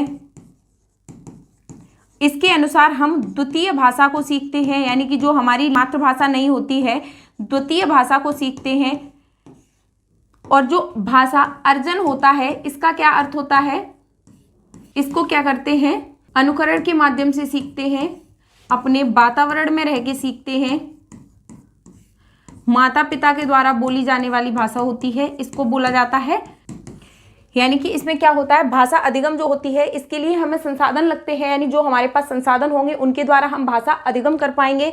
टीचर्स की ज़रूरत पड़ेगी, बुक्स की ज़रूरत पड़ेगी, कोचिंग्स की ज़रूरत पड़ेगी और इसके अनुसार हम जो द्वितीय लैंग्वेज है जो हमारी मातृभाषा नहीं है उसको सीखते हैं। और भाषा अर्जन में हम क्या करते हैं, मातृभाषा को सीखते हैं, यानी कि जो हमारी मातृभाषा है इसको सीखते हैं, अनुकरण के माध्यम से सीखते हैं, अपने वातावरण में रह के सीखते हैं, माता पिता के द्वारा सीखते हैं, भाई बहन फ्रेंड्स जो होते हैं उनके द्वारा सीखते हैं और इसके अनुसार हम एक मातृभाषा को सीखते हैं। तो भाषा अर्जन और भाषा अधिगम आई होप कि आप लोगों का कंप्लीट हो गया होगा।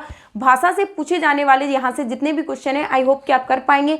पेडागोजी के पार्ट 2 में आपको बहुत जल्दी इसकी विशेषताएं हैं, इसके सिद्धांत हैं, इन सभी चीज़ों को कंप्लीट करा दिया जाएगा। तो आज हम जो पढ़ने वाले हैं उसमें अधिगम में व्याकरण की क्या भूमिका है, व्याकरण को किस प्रकार से अधिगम में प्रभावी बनाया जा सकता है, यानी कि जो बालक जो चीज़ें सीखता है उसमें अगर व्याकरण का यूज़ किया जाएगा तो बालक अपनी चीज़ों को कितने अच्छे से सीख पाएगा। इन सभी चीज़ों के बारे में आज हम डिस्कस करने वाले हैं। भाषा के कौन कौन से सिद्धांत होते हैं, कौन कौन से कौशल होते हैं और भाषा का कौन सा क्रम होता है, इन सभी चीज़ों को डिस्कस करेंगे। हिंदी की पेडागोजी है बहुत जल्दी आपकी कंप्लीट करा दी जाएगी। आई होप कि 15 मार्क्स की जो आपकी हिंदी की पेडागोजी आने वाली है उसमें इसे पढ़ने के बाद में, ये थ्योरी कंप्लीट करने के बाद में आई होप कि आपके कोई भी क्वेश्चन ऐसे नहीं होंगे सीटेट में, चाहे पेपर फर्स्ट हो, चाहे पेपर सेकंड हो, चाहे आपकी हिंदी लैंग्वेज फर्स्ट हो या फिर हिंदी लैंग्वेज सेकंड हो, इन दोनों में कोई भी चीज़ ऐसी नहीं होगी जो आपके एग्जाम से बाहर हो जाए। उसके बाद आज हम बात करने वाले हैं भाषा को शुद्ध रूप प्रयोग करने के लिए 4 कौशलों की आवश्यकता होती है।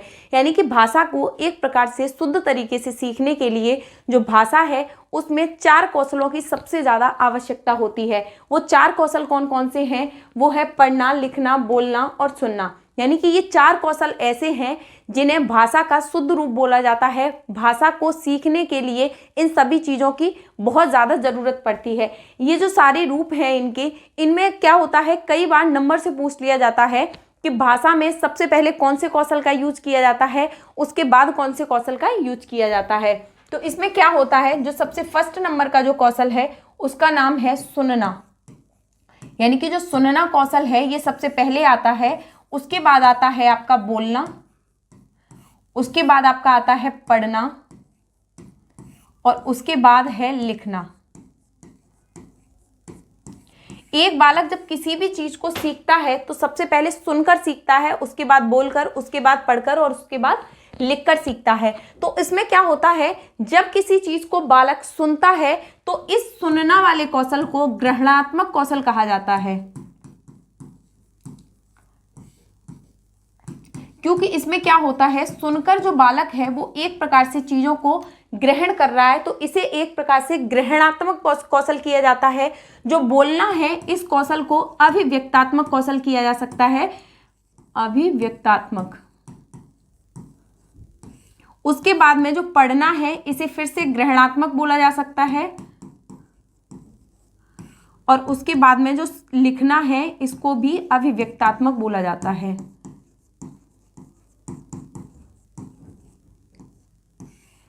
इसका क्या अर्थ होता है, जैसे जब हम किसी चीज को सुनते हैं, तो जब हम किसी चीज को सुनते हैं यानी कि वो चीज को हम ग्रहण कर रहे हैं, इसीलिए इस कौशल का नाम ग्रहणात्मक कौशल रखा गया है।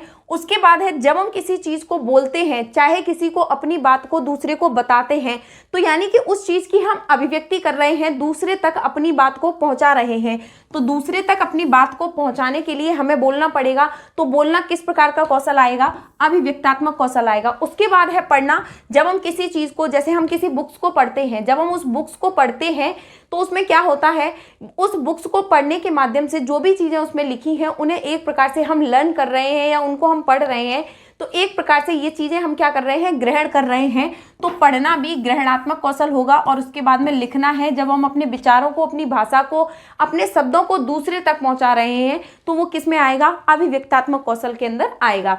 शुद्ध भाषा सीखने के लिए व्याकरण का ज्ञान प्रयोग की आवश्यकता होती है, जिसके लिए व्याकरण शिक्षण का यूज किया जाता है। यानी कि हमारी व्याकरण को, हमारी लैंग्वेज को बहुत अच्छे से शुद्ध और संस्कृतनिष्ठ बनाने के लिए हमें व्याकरण का यूज करना पड़ता है, व्याकरण को सीखना पड़ता है। और व्याकरण को सीखने के लिए हमें बहुत सारे एफर्ट्स की जरूरत होती है, इसके लिए हमें व्याकरण शिक्षण का यूज करना पड़ता है। उसके बाद नेक्स्ट बात करते हैं भाषाई विविधता। भाषाई विविधता का क्या अर्थ होता है, भाषाई विविधता में बहुभाषिकता भी कहा जा सकता है। यानी कि हर जगह की अलग अलग प्रकार की लैंग्वेज होती है। जैसे कि हमारा इंडिया है, इंडिया के अंदर भी हर जगह पर थोड़ी थोड़ी दूरी पर जाकर लैंग्वेज का जो परिवर्तन है, उसको बोलने, लिखने, समझने और सुनने का जो परिवर्तन है वो हर जगह देखने को मिलता है।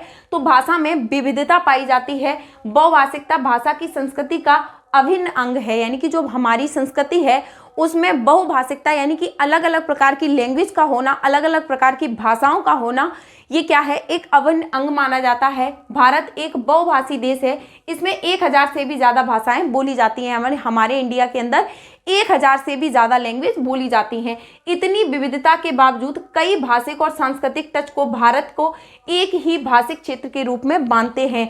यानी कि इतनी सारी विविधताएं होने के बाद भी हम हमारे जो देश है उसे एक भाषिक सूत्र में बांधते हैं। बहुभाषिकता पर हुए अध्ययनों से स्पष्ट हुआ है कि बहुभाषिकता समाज में संप्रेषण को बाधित करने की बजाय सहायता प्रदान करती है। यानी कि बहुत ज़्यादा लैंग्वेज के होने के बाद भी हम एक दूसरे को अपनी चीज़ों को बहुत अच्छे से समझा पाते हैं। अतः हमारी शिक्षा व्यवस्था को इसे दबाने की बजाय बनाए रखने और प्रोत्साहित करने के लिए भरपूर प्रयास करना चाहिए। और इसी बात को ध्यान में रखते हुए त्रिभाषा सूत्र 1968 में राज्य सरकार के शिक्षा मंत्रालय या शिक्षा आयोग बोल सकते हैं, इसके द्वारा लागू किया गया था। यानी कि एक देश में इस चीज को त्रिभाषा सूत्र में लागू किया गया 1968 में। त्रिभाषा सूत्र को कब लागू किया गया, 1968 में। किसके द्वारा लागू किया गया, राज्य सरकार के द्वारा। और शिक्षा मंत्रालय के द्वारा इसे राज्य सरकार का जो शिक्षा मंत्रालय है उसके द्वारा लागू किया गया कि प्रत्येक राज्य में अपनी 3 लैंग्वेज होंगी, फर्स्ट, सेकंड और थर्ड। और इन तीनों लैंग्वेज को जब एक इंसान सीख लेता है तो जब वो कहीं अन्य देशों में जाता है तो उसे जो चीज़ें हैं, वहाँ के जो विचार हैं, उन्हें वो बहुत अच्छे से समझ पाता है। उसके बाद बात करते हैं लैंग्वेज स्किल्स क्या क्या होते हैं।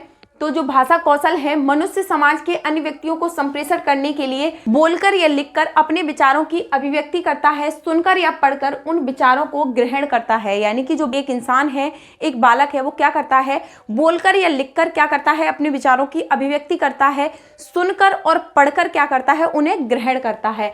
भाषा से संबंधित इन चारों क्रियाओं का प्रयोग करने की क्षमता को भाषा कौशल कहा जाता है। यानी कि भाषा से संबंधित जब एक इंसान इन चारों क्रियाओं का यूज कर लेता है, इन चारों क्रियाओं को बहुत अच्छे से सीख लेता है, तो इन सभी का यूज करना ही क्या कहलाता है, भाषा कौशल कहलाता है। इसका विकास इन सभी में दक्षता प्राप्त करना ही भाषा शिक्षण का उद्देश्य है। यानी कि जब हम इन सभी चीज़ों को बहुत अच्छे से सीख लेते हैं, बहुत अच्छे से समझ लेते हैं और इनमें निपुण हो जाते हैं, तो इसी को क्या कहा जाता है, भाषा शिक्षण कहा जाता है। ये चारों कौशल एक दूसरे के अंतः संबंधित होते हैं। यानी कि ये जो चारों कौशल होते हैं, सुनना, बोलना, पढ़ना और लिखना, ये चारों कौशल क्या होते हैं, एक दूसरे से अंतः संबंधित होते हैं। प्रत्येक का एक क्रम होता है और प्रत्येक के सीखने की एक वजह होती है।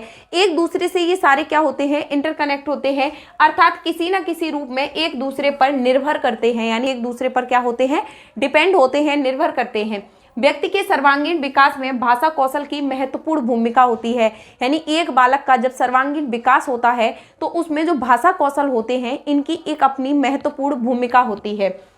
उसके बाद बात करते हैं भाषा जो कौशल है, यानी कि जो भाषा कौशल है, इन्हें कितने पार्टों में डिवाइड किया गया है, 4 पार्टों में डिवाइड किया गया है। सबसे जो पहला कौशल है, इसको बोला जाता है श्रवण कौशल। यानी कि जो श्रवण कौशल है, इससे क्या होता है, सुनकर अर्थ ग्रहण करना। यानी कि जब किसी चीज को हम सुनते हैं और सुनते हुए उसका अर्थ ग्रहण करते हैं, तो ये किस चीज में आता है, श्रवण कौशल के अंदर आता है। उसके बाद है वाचन कौशल, यानी कि बोलना। इसमें क्या होता है, बोलने का कौशल होता है। इसमें जब हम किसी भी चीज को बोलकर एक दूसरे के सामने अपनी चीजें अभिव्यक्त करते हैं, यानी एक दूसरे के सामने अपनी चीजों को अभिव्यक्त करते हैं, तो ये किस में आएगा, वाचन कौशल के अंतर्गत आएगा। उसके बाद है पठन कौशल। किसी चीज को पढ़कर अर्थ ग्रहण करना ही क्या कहलाता है, पठन कौशल कहलाता है। लेखन कौशल लिखने का कौशल होता है, इसे भी अभिव्यक्तात्मक कौशल कहा जा सकता है। ये दोनों क्या होंगे, ग्रहणात्मक कौशल होंगे और ये दोनों क्या होंगे, अभिव्यक्तात्मक कौशल होंगे। तो इसी प्रकार से जो बालक है वो अपने कौशलों में क्या करता है, दक्षता प्राप्त कर लेता है। उसके बाद नेक्स्ट बात करने वाले हैं सबसे पहले श्रवण कौशल के बारे में। यानी कि जो श्रवण कौशल होता है वो क्या होता है और उसका यूज किस प्रकार से किया जाता है। तो श्रवण कौशल का अर्थ सुनना होता है। यानी किसी भी चीज को सुनना किस में आता है, श्रवण कौशल के अंतर्गत आता है। अतः श्रवण कौशल का संबंध कर्ण यानी कि कान से होता है। यानी कि जब हम किसी चीज को सुनते हैं तो वो किसके माध्यम से सुनते हैं, कान के माध्यम से सुनते हैं। तो श्रवण कौशल का जो अर्थ होता है, इसका संबंध किससे होता है, कर्ण से होता है और इसका अर्थ क्या होता है, सुनना होता है। ध्वनियों का उच्चारण को सुनना और सुनकर उसके अर्थ को समझना और उसे ग्रहण करने की योग्यता ही श्रवण कौशल कहलाती है। किसी भी चीज को केवल सुनना ही श्रवण कौशल के अंतर्गत नहीं आएगा, उस चीज को सुनकर उसका अर्थ ग्रहण कर लेना, उस चीज को बहुत अच्छे से समझ लेना और अपने व्यक्तित्व में चेंज कर लेना ही किस चीज का माध्यम है, श्रवण कौशल का माध्यम है। श्रवण कौशल में पठन कौशल को ग्रहणात्मक यानी गृहीत कौशल कहा जाता है। श्रवण कौशल में अन्य भाषाई कौशलों का आधार प्रदान करता है। जो श्रवण कौशल है, इसे श्रवण या दृश्य सहायक सामग्री के द्वारा बहुत अच्छे से यूज किया जा सकता है। जैसे हम टेप रिकॉर्डर के माध्यम से चीज़ों को क्या करते हैं, सुनते हैं और सुनकर उनका अर्थ ग्रहण करते हैं। वैसे ही रेडियो है, चलचित्र है, जो टेलीविजन है, दृश्य श्रव्य सहायक सामग्री में आएगी। जिस चीज़ को हम देख पाते हैं और उससे आवाज़ भी आ रही है तो वो किस में आएगा, दृश्य श्रव्य में आएगा। और जिन चीज़ों को केवल हम सुन पाते हैं वो किस में आएगा, श्रवण कौशल में आएगा। जैसे ग्रामोफोन है, वीडियो है, कंप्यूटर है, इन्हें क्या करेंगे, श्रवण कौशल में, यानी इन सभी चीज़ों से हमें आवाज़ें आती हैं और हम चीज़ों को सुन पाते हैं। उसके बाद है नंबर 2 पर है वाचन कौशल। वाचन कौशल क्या होता है, तो वाचन कौशल का अर्थ होता है बोलना, वह उस रूप में जिसका सबसे अधिक प्रयोग होता है। वाचन या बोलना भाषा का वह रूप है जिसका सबसे ज़्यादा यूज होता है, यानी इंसान सबसे ज़्यादा सुनता है और सबसे ज़्यादा बोलता है। भावों और विचारों की अभिव्यक्ति का साधन साधारणतः उच्चारित भाषा ही होती है, यानी कि अपने भावों को, अपने विचारों को जब हम किसी चीज को बोलकर दूसरे के सामने व्यक्त करते हैं तो वो किस चीज में आएगा, वाचन कौशल में आएगा। और अपनी अभिव्यक्ति का एक बहुत अच्छा साधन वाचन कौशल को माना जाता है। जीवन के प्रत्येक क्षेत्र में वाचन यानी बोलने की आवश्यकता होती है। व्यक्ति का सबसे बड़ा आभूषण उसकी मधुर वाणी होती है। वाचन और लेखन कौशल को अभिव्यंजनात्मक कौशल या उत्पादक कौशल भी कहा जा सकता है। यानी कि जो वाचन कौशल है, इसी के द्वारा हम क्या करते हैं, अपने विचारों को दूसरे को अभिव्यक्त कर पाते हैं, दूसरे को बता पाते हैं। वाचन कौशल के दो प्रकार होते हैं। कौन कौन से होते हैं? सस्वर वाचन और मौन वाचन। सस्वर वाचन का अर्थ होता है बोल बोलकर, यानी कि स्वर के साथ में छोटी कक्षाओं के लिए यूज होता है सस्वर वाचन। यानी कि जैसे एक क्लासरूम में एक बच्चे को खड़े होके कोई चीजें बुलवाई जा रही हैं और उसके बाद ग्रुप में बहुत सारे बच्चे बोल रहे हैं, यानी एक साथ ऊंची आवाज में बोलने को सस्वर वाचन कहा जाता है। ये किस चीज का पार्ट है? वाचन कौशल का है। वाचन कौशल कितने प्रकार के होते हैं? दो प्रकार के होते हैं, सस्वर वाचन और उसके बाद होता है मौन वाचन। मन ही मन में बड़ी कक्षाओं के लिए होता है, मन ही मन में अपनी चीजों को पढ़ते रहना। जैसे हम किसी बुक्स को पढ़ रहे हैं और उसे धीरे धीरे अपने ही मन में पढ़ते रह रहे हैं तो उस चीज क्या बोला जाएगा? मौन वाचन बोला जाएगा। यानी चुपचाप हो गए। जैसे बड़ी बड़ी क्लासेस के जो बच्चे होते हैं, बड़ी बड़ी कक्षाओं के जो बच्चे होते हैं, वो मन ही मन में धीरे धीरे पढ़ते हुए अपनी चीजों को समझते और ग्रहण करते हुए जाते हैं। तो वाचन कौशल के दो पार्ट होते हैं, सस्वर वाचन और मौन वाचन। उसके बाद है आदर्श वाचन। ये भी मोस्ट इंपॉर्टेंट होता है। पाठ को पढ़ते समय जब शिक्षक स्वयं बोल बोल कर पढ़ाता है तो उसे आदर्श वाचन कहा जाता है। यानी वाचन कौशल के प्रभाव में ये एक वाचन और आता है जिसे हम आदर्श वाचन बोलते हैं। आदर्श वाचन का अर्थ क्या होता है? जब क्लासरूम में एक दूसरे, यानी कि जो शिक्षक है वो दूसरे लोगों को, यानी कि जो स्टूडेंट हैं उन्हें बोल बोल कर चीजों को समझा समझा कर पढ़ा रहा है, उनका अर्थ बता बता के पढ़ा रहा है, तो उस चीज को क्या बोला जाएगा? आदर्श वाचन बोला जाएगा। उसके बाद है अनुकरण वाचन। जब छात्र शिक्षक द्वारा पढ़ाए गए पाठ का अनुकरण करके पाठ को बोल बोल कर पढ़ते हैं तो उसे अनुकरण वाचन कहा जाता है। यानी कि जब किसी भी चीज को एक अध्यापक के द्वारा पढ़ा दिया जाता है और उसके बाद में एक एक करके वो स्टूडेंट को खड़े करके एक एक पैराग्राफ स्टूडेंट से जैसे पढ़वा रहा है, तो उस चीज को किस में रखा जाएगा? अनुकरण वाचन में। और एक अध्यापक है, किसी चीज को स्वयं ही बोल रहा है और उसका अर्थ समझा के बच्चों को पढ़ा रहा है, वो किस में आएगा? आदर्श वाचन में। सस्वर वाचन किस में आएगा? बच्चे एक साथ ऊंचे स्वर में तेज तेज बोलकर किसी चीज को पढ़ रहे हैं। मौन वाचन किस में आएगा? बच्चे मन ही मन में किसी बुक्स को धीरे धीरे करके पढ़ रहे हैं। तो यानी कि जो वाचन के प्रकार हैं, एक प्रकार से निम्नलिखित प्रकार होते हैं। इसके दो प्रकार नहीं होते हैं, इसके निम्नलिखित प्रकार हो गए, एक हो गया, दो हो गया, तीन हो गया और चार हो गया। यानी कि वाचन के जो प्रकार हैं वो निम्न प्रकार के वाचन होते हैं। उसके बाद नेक्स्ट बात करते हैं पठन कौशल को। यानी कि जो पठन कौशल है वो कौन सा होता है? साधारण अर्थ में पठन कौशल का तात्पर्य होता है लिखित भाषा को पढ़ना। यानी कि जो चीजें हमारे सामने लिखी हुई हैं, जब हम पढ़कर उन्हें ग्रहण कर रहे हैं तो उसे किस में रखा जाएगा? पठन कौशल में रखे जाएगा। भाषा कौशल में पठन कौशल का अर्थ होता है लिखी हुई भाषा को उच्चारित करना तथा भाग को ग्रहण करना। भाषा शिक्षण के पठन कौशल पर सबसे अधिक ध्यान दिया जाता है। पठन ज्ञान प्राप्त करने का सबसे आसान और सरल तरीका होता है। उसके बाद हम बात करने वाले हैं पठन कौशल के प्रकार कौन कौन से होते हैं। तो पठन कौशल के मुख्य रूप से दो प्रकार होते हैं। सबसे पहले बात करने वाले हैं सस्वर पठन के बारे में। तो स्वर सहित पढ़ते हुए अर्थ ग्रहण करने को सस्वर पठन कहा जाता है। जब किसी चीज को एक स्टूडेंट है एक स्वर सहित यानी तेज तेज अवस्था में बुक्स में देख देख के पढ़ रहे हैं तो उस चीज को किस में रखा जाएगा? सस्वर पठन में रखा जाएगा। जैसे कि वर्णमाला में लिपिबद्ध प्रणव की पहचान सस्वर पठन के द्वारा ही कराई जाती है। यह पठन की प्रारंभिक अवस्था होती है। यानी कि एक बालक है, लिपियों का ज्ञान करते हुए, जैसे एक बालक है जिसे व्याकरण का बहुत अच्छे से ज्ञान करा दिया गया है और बुक्स को वह एक प्रकार से जोर जोर से पढ़ रहा है और एक लय में अच्छे तरह से लिपियों का यूज करते हुए पढ़ता जा रहा है, तो वो किस चीज में आएगा? सस्वर पठन के अंदर आएगा। सस्वर पठन के गुण क्या होते हैं? सस्वर पठन करते समय शुद्धता और स्पष्टता का ध्यान रखना चाहिए। पठन भावानुकूल करना चाहिए। विराम चिन्हों का ध्यान रखना चाहिए। जब सस्वर पठन बालक करता है तो उसे विराम चिन्हों के बारे में ध्यान रखना चाहिए। उसे किस चीज के भावों का ध्यान रखना चाहिए। सस्वर पठन में आत्मविश्वास होना चाहिए।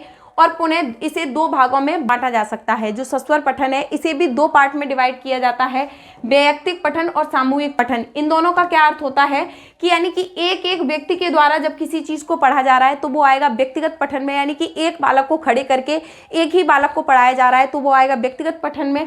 सामूहिक पठन में वो चीजें आएंगी जिसमें काफी सारे बच्चे क्लासरूम में बोल रहे हैं तो वो किस में आएगा? सामूहिक पठन में। उसके बाद नेक्स्ट बात करते हैं मौन पठन के बारे में, यानी कि जो मौन पठन होता है वो क्या होता है, लिखित सामग्री को चुपचाप बिना आवाज निकाले मन ही मन में पढ़ना क्या कहलाता है, मौन पठन कहलाता है। एक प्रकार से वाचन कौशल की तरह ही होता है। इसका महत्व होता है, इसमें थकान कम होती है, मन और नेत्र मस्तिष्क सक्रिय रहते हैं। जब कोई इंसान मन ही मन में किसी चीज को पढ़ता है तो इसमें क्या होता है, उस चीज पर उसे फोकस ज्यादा होता है और उसे वो अच्छे से ग्रहण कर पाता है। मौन पठन में एकाग्रता तथा ध्यान केंद्रित करके पढ़ता है। यह कक्षा में अनुशासन बनाए रहता है, यानी जब एक बालक मौन रूप से पढ़ रहा होगा, धीरे धीरे पढ़ रहा होगा, तो क्लास का जो अनुशासन है, क्लासरूम में जो आवाज है, शोर शराबा है, वो नहीं होगा। तो इससे उस क्लासरूम का अनुशासन स्थायी बना रहेगा। स्वाध्याय में रुचि जागृत करने का एक बहुत अच्छा साधन है। चिंतन करने तथा गहन अध्ययन करने में भी सहायक होता है। मौन पठन के भी दो रूप होते हैं, एक होता है गंभीर पठन, एक होता है द्रुत पठन। गंभीर पठन का क्या अर्थ होता है, भाषा पर अधिकार करना, केंद्रीय भाव की खोज करना, विषय वस्तु पर अधिकार करना, नवीन सूची को एकत्र करना। और जो द्रुत पठन होता है इसका क्या अर्थ होता है, सीखी हुई भाषा का अभ्यास करना, खाली समय का सदुपयोग करना, आनंद प्राप्ति के लिए पढ़ना, सूचनाएं एकत्र करना तथा साहित्य का परिचय प्राप्त करना। यानी कि जो गंभीर पठन होता है इसमें क्या होता है, बच्चा मोस्ट इंपॉर्टेंट चीजें पढ़ रहा होता है, धीरे धीरे पढ़ रहा होता है, उन्हें लर्न कर रहा होता है। द्रुत पठन का क्या अर्थ होता है, जैसे वो इंटरेस्ट के लिए कोई चीज पढ़ रहा है, जैसे किसी कहानी की बुक्स को पढ़ रहा है, इन सभी चीजों को पढ़कर उनको अपनी आनंद की प्राप्ति के लिए जब किसी चीज को पढ़ता है तो वो द्रुत पठन के अंदर आएगा। गंभीर पठन जब जैसे किसी कंपटीशन एग्जाम के लिए बालक पढ़ रहा है और बहुत अच्छे से मौन रूप से गंभीर होकर पढ़ रहा है तो वो किस में आएगा, गंभीर पठन के अंदर आएगा। उसके बाद नेक्स्ट बात करने वाले हैं लेखन कौशल के बारे में। ये हमारा फोर्थ कौशल है। लेखन कौशल का अर्थ होता है भाषा विशेष में स्वीकृति लिपि प्रतीकों के माध्यम से विचारों और भावों को अंकित करने की कुशलता होना। लेखन कौशल के माध्यम से एक बालक अपनी लिपि, अपने भाव, अपने विचारों, इन सभी चीज़ों का जब उसे बहुत अच्छे से ज्ञान होगा तो उन सभी चीज़ों को एक प्रकार से अंकित करेगा और दूसरे तक अपनी चीज़ों को पहुंचाएगा। अधिकांशतः सभी भाषाओं में अपनी अपनी लिपि व्यवस्था होती है और इन लिपि प्रतीकों को ही समझकर जिन्हें उस लिपि व्यवस्था का ज्ञान हो जाता है वो बहुत अच्छे से चीज़ों को लिख पाते हैं, अपनी बातों को दूसरे तक पहुंचा पाते हैं। किसी भी कौशल के विकास के लिए सबसे ज्यादा आवश्यकता किस चीज की होती है, अभ्यास की होती है। बच्चों को लिखने में जितने अधिक अवसर देंगे वे लेखन कौशल में उतने ही अधिक निपुण तथा दक्ष हो जाएंगे। यानी कि जो लेखन कौशल होता है इसका अर्थ होता है एक बालक जितने ज्यादा लिखने का अभ्यास करेगा तो वो लिखने के मामले में, लिखने के कौशल में बहुत ज्यादा निपुण तभी हो पाएगा जब वो बार बार उस चीज का अभ्यास करेगा। पेडागोजी की जो सबसे ज्यादा इंपॉर्टेंट चैप्टर माना जाता है जिसे बोला जाता है शिक्षण विधियां। जो शिक्षण विधियां हैं वो कौन कौन सी होती हैं, और जो सीटेट के एग्जाम है इसमें जो 15 मार्क्स की पेडागोजी आती है उसमें शिक्षण विधियां सारे ही सब्जेक्ट में पूछी जाती हैं। ऐसा नहीं है कि केवल सीडीपी के साथ शिक्षण विधियां पूछी जाएंगी। सीडीपी है, आपकी हिंदी है, इंग्लिश है, संस्कृत है, उसके बाद आपकी ईवीएस है, एसएसटी है, सभी में जो टीचिंग मेथड आते हैं उन सभी में आपकी शिक्षण विधियों को पूछा जाता है। तो ये आपके 75 मार्क्स में जो पेडागोजी जो आपकी जोड़ी जाती है उन सभी में बहुत ज़्यादा इंपॉर्टेंट रहने वाली हैं। तो जो भी 6 to 8 और 1 to 5 दोनों के लिए सीटेट का एग्जाम देने वाले हैं उन सभी के लिए ये बहुत ज़्यादा इंपॉर्टेंट होने वाली हैं। तो आज हम बात करने वाले हैं जो शिक्षण विधियां हैं वो कौन कौन सी हैं और इसे कैसे यूज करके बालकों को इसे बहुत अच्छे से समझाया जा सकता है। तो सबसे पहले मोस्ट इंपॉर्टेंट विधि की बात करते हैं, आगमन विधि की, जिसे इंडक्टिव मेथड बोला जाता है। जो आगमन विधि है वो क्या होती है और बच्चे इस विधि में किस प्रकार से चीजों को सीखते हैं, किस प्रकार से बच्चों को शिक्षण प्रदान कराया जाता है। तो जो आगमन विधि है ये एक ऐसी विधि है इसमें विशिष्ट से सामान्य की ओर तथा स्थूल से सूक्ष्म की ओर दो प्रमुख शिक्षण सूत्रों का प्रयोग किया जाता है। यानी कि जो आगमन विधि होती है इसका अर्थ होता है इसमें बालकों को इस प्रकार से शिक्षा प्रदान कराई जाती है कि बालक को पहले वो चीजें बताई जाएं जो बहुत ज्यादा ऐसी हो, सरल हो, मतलब जैसे बोला जा सकता है स्थूल से सूक्ष्म की ओर, यानी कि कोई चीज बहुत बड़े पैमाने पर पहले बताई जाए उसके बाद उसकी छोटी छोटी चीजों के बारे में बताना है। जैसे एक बालक को किसी पेड़ के बारे में पहले बता दें, यानी एक बालक को जब कोई चीज समझा रहे हैं बाहर ले जाके तो एक पेड़ के बारे में पहले बालक को बता दिया कि ये एक पेड़ है, इसे ट्री बोला जाता है। उसके बाद में इसकी शाखाओं के बारे में, इसकी जो तना है उसके बारे में बताएंगे, इसके अंदर जो पत्तियां लगी हुई हैं उसके बारे में बताएंगे। यानी कि पहले संपूर्ण व्यापक चीजों में बच्चों को बताने के बाद में उसके बाद उसके छोटे छोटे पार्ट्स को बताना, छोटे छोटे पार्ट्स को समझाना, उसी को बोला जाता है स्थूल से सूक्ष्म की ओर या विशिष्ट से सामान्य की ओर। यानी पहले बहुत ही ब्रॉड तरीके से बता दिया जाए, उसके बाद उसके जो पार्ट्स होते हैं किसी चीज के उन्हें बताना। जैसे एक बालक को किसी चीज के बारे में समझाना है तो पहले उसे चीजें डिटेल में बता दी जाए, उसके बाद में उसके अंदर मतलब उससे छोटे छोटे पार्ट्स में डिवाइड करके जब बताया जाएगा, उसके बारे में बहुत ही सूक्ष्म से सूक्ष्म चीजों को बताया जाएगा, तो उसको आगमन विधि के अंतर्गत रखी जाएगी। इसमें एक सामान्य नियम निकाला जाता है, यानी कि जो आगमन विधि होती है इसमें एक सामान्य सा नियम निकाला जाता है कि बालकों को पहले ब्रॉड चीजें बतानी है, उसके बाद में बालकों को उनके पार्ट्स के बारे में समझाना है। नियम का अनुसंधान बालक स्वयं करता है, जिससे उसमें आत्मविश्वास की भावना का विकास होता है। जो आगमन विधि होती है इसमें बालक जो चीजें होती हैं उसे पूरी तरीके से एक्टिव रह के यानी सक्रिय रह के कार्यों को करते हैं। ये छोटे बालकों के लिए अधिक उपयोगी होती है, यानी कि जो छोटे छोटे बालक होते हैं, जो छोटी छोटी कक्षाओं में जो बालक होते हैं, छोटे छोटे क्लासेस में जो बालक होते हैं, आगमन विधि उनके लिए बहुत ज्यादा इंपॉर्टेंट मानी जाती है। उसके बाद जैसे आगमन विधि है उसका हम यूज करते हैं छोटी छोटी क्लासों में, वैसे ही इसके अपोजिट होती है निगमन विधि, उसका यूज करते हैं बड़ी क्लासों में, यानी कि जो बच्चे होते हैं, जो बड़ी क्लासों में बच्चे आ जाते हैं, उन लोगों को इस विधि का यूज करके समझाया जाता है। और आगमन विधि किस में यूज करते हैं, जैसे प्री प्राइमरी होता है, प्राइमरी होता है, इन सभी चीजों में आगमन विधि के द्वारा बालकों को शिक्षण प्रदान कराया जाता है। इस विधि में छात्र सक्रिय रहते हैं। छात्र सक्रिय का मतलब है जो बालक हैं वो क्लास में एक्टिव तरीके से रहते हैं, बालकों को बहुत अच्छे से खेल खेल में बालकों को अच्छे से समझाया जा रहा है, बालकों को ऐसे समझाया जा रहा है कि बालक पूरी तरीके से क्लास में जो चीज़ उन्हें बताई जा रही है उस पर उनका पूरा फोकस रहेगा। यानी कि जो आगमन विधि होती है इसमें बालक पूरी तरह से क्लास में एक्टिव रहते हैं, सक्रिय रहते हैं। यह अध्यापन की श्रेष्ठ विधि मानी जाती है। इस विधि के द्वारा किसी तत्व को सीखने में अधिक समय नहीं लगता है, यानी कि जो ये चीज़ें होती हैं इसमें जो चीज़ें सिखाई जाती हैं बालकों को, उसे जब बालक सीखता है तो उसे किसी चीज़ को सीखने में बहुत ज़्यादा समय नहीं लगता है। इस विधि में बालक को स्वतंत्र रूप से सोचने, तर्क करने के अवसर मिलते हैं। आगमन विधि में जो बालक होते हैं वो जो भी चीज़ें सीखना चाहते हैं उन्हें वो स्वतंत्र रूप से सोच सकते हैं, समझ सकते हैं, उनके बारे में टीचर के साथ डिस्कस कर सकते हैं। जो चीज़ें उन्हें समझ में नहीं आती हैं उन्हें टीचर से पूछ सकते हैं। ये सारी चीज़ें किसके अंतर्गत आएंगी, आगमन विधि के अंतर्गत आएंगी। उसके बाद है ये अनुसंधान का एक मार्ग है। इसमें नियम को भूल जाने पर विद्यार्थी उसकी पुनः खोज कर सकता है, यानी कि अगर किसी भी चीज़ के बारे में विद्यार्थी भूल जाता है, यानी किसी एक पार्ट्स के बारे में विद्यार्थी भूल जाता है तो उसे वो दोबारा खोज कर सकता है, यानी कि उसे ब्रॉड चीज़ के बारे में पता है, एक व्यापक तरीके से पता है, तो वो उन सभी चीज़ों को एक प्रकार से रिसाइकल करके उन्हें दोबारा से खोज सकता है, दोबारा से उन्हें अपनी मतलब मेमोरी में स्थापित कर सकता है। यह एक मनोवैज्ञानिक विधि है। जो ये आगमन विधि होती है ये एक प्रकार से मनोवैज्ञानिक विधि मानी जाती है। उसके बाद नेक्स्ट विधि के बारे में बात करने वाले हैं निगमन विधि के बारे में। जो निगमन विधि होती है ये आगमन विधि के ठीक अपोजिट होती है। जैसे कि जो आगमन विधि होती है छोटे बच्चों के लिए उपयोगी होती है, निगमन विधि होती है बड़े बच्चों के लिए उपयोगी होती है।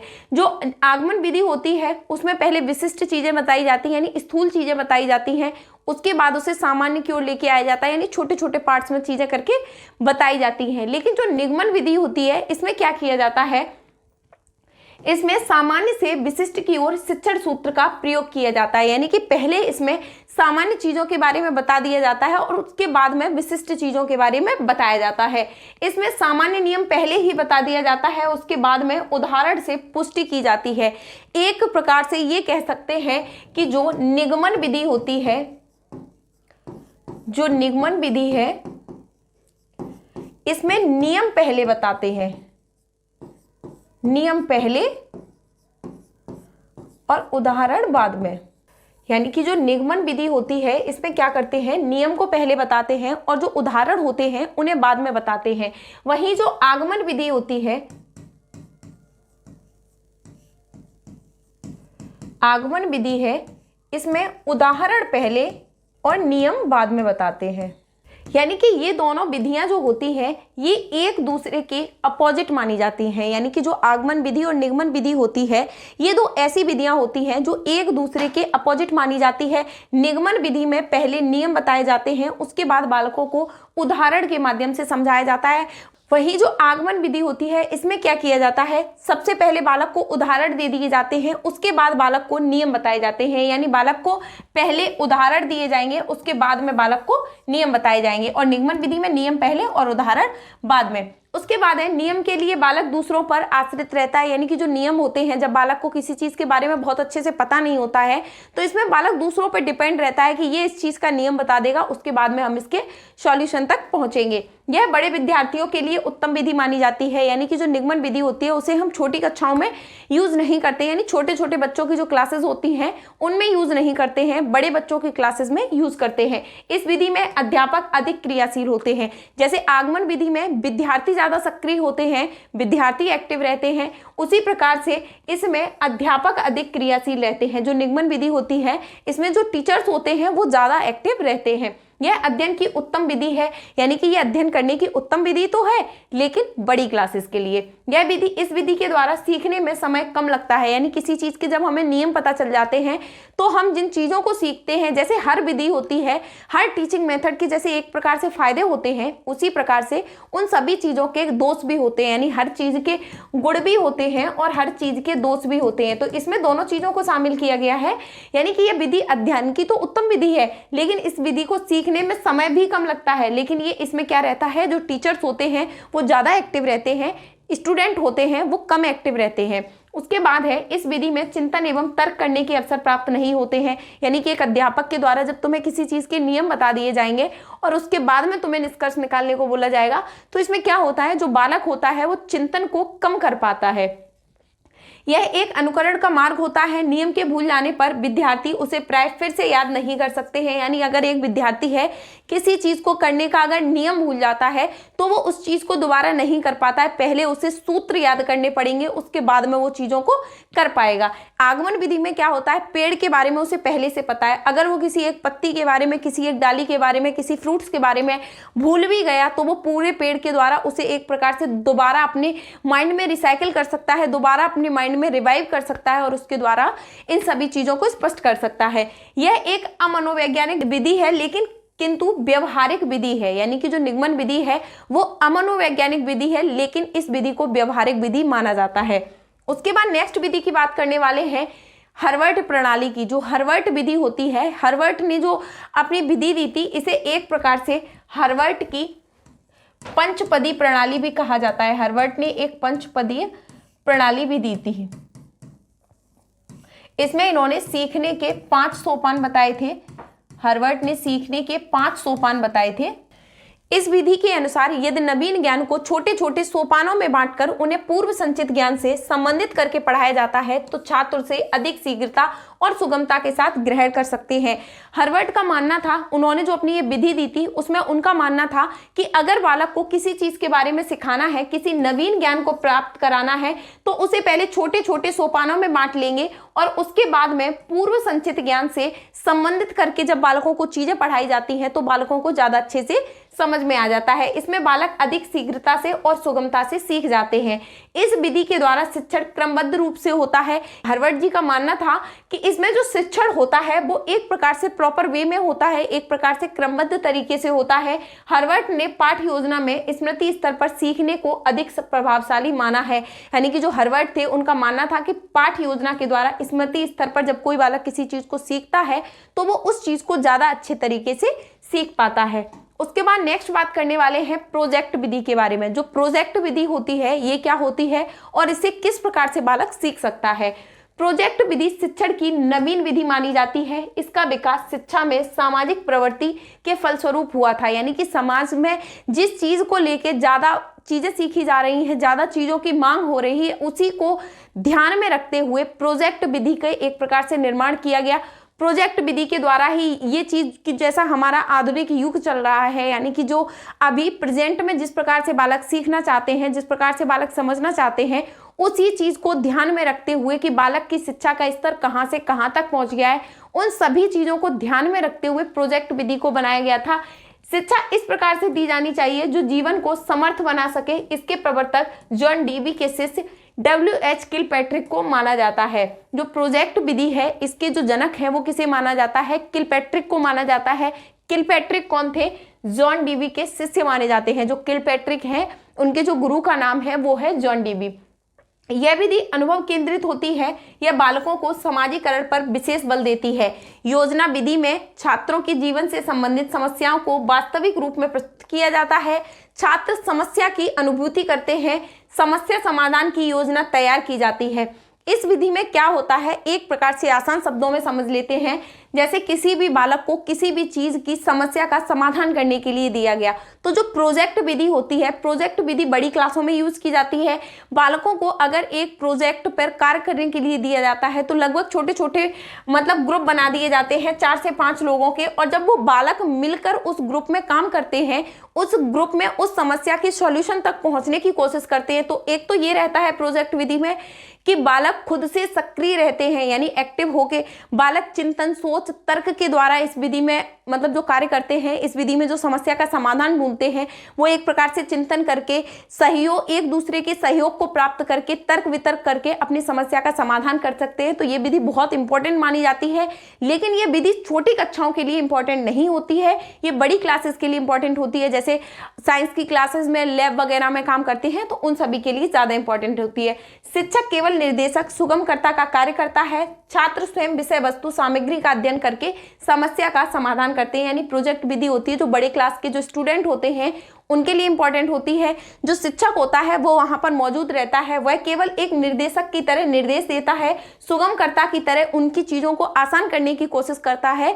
लेकिन जो समस्या उन्हें दी गई है, जो उन्हें प्रोजेक्ट दिया गया है, उसका समाधान छात्र स्वयं निकालते हैं। और जब छात्र किसी चीज को खुद करके सीखते हैं, सबसे ज्यादा इंपॉर्टेंट चीज होती है करके सीखना। जहां पर भी अगर ऑप्शन में आ जाता है कि छात्र एक्टिव है और करके किसी भी चीज को सीख रहा है, तो मोस्ट इंपॉर्टेंट वर्ड रहता है करके सीखना, लर्निंग बाय डूइंग, यानी कि ऐसे किसी भी कार्य को करना जिसमें बालक स्वयं कर रहा है। और जो शिक्षक है, यानी कि जो आज की शिक्षा प्रणाली में जो बालकों को शिक्षण प्रदान कराया जाता है, वो एक प्रकार से स्टूडेंट पर केंद्रित होना चाहिए। विद्यार्थी उसमें ज्यादा सक्रिय होने चाहिए, ना कि शिक्षक सक्रिय होने चाहिए। जो किंडरगार्टन विधि है, इसके द्वारा बच्चों को जो शिक्षण प्रदान कराया जाता है, बच्चों को जो शिक्षा प्रदान कराई जाती है, वो किस प्रकार से कराई जाती है और बच्चों के लिए ये विधि कितनी प्रभावी रहती है, इन सभी से सीटेट में बहुत ज़्यादा क्वेश्चन पूछे जाते हैं। तो टीचिंग मेथड जो है उनमें आज हम पढ़ने वाले हैं किंडरगार्टन विधि। यह विधि किसके द्वारा दी गई और इसको देने का क्या मतलब था कि इसके देने से बच्चों को क्या फ़ायदा होने वाले थे, उन सभी चीज़ों के बारे में डिस्कस करेंगे। तो पेडागोजी की क्लास में सबसे पहले हम पढ़ने वाले हैं किंडरगार्टन विधि में। जो किंडरगार्टन विधि है, फ्रोवेल अपनी विश्व प्रसिद्ध किंडरगार्टन शिक्षा पद्धति के संस्थापक के रूप में विख्यात हैं। यानी कि जो किंडरगार्टन विधि है, इसके जो जनक माने जाते हैं, एक प्रकार से माने जाते हैं, तो इस विधि के जो जनक हैं वो किसको माना जाता है? फ्रोवेल को माना जाता है।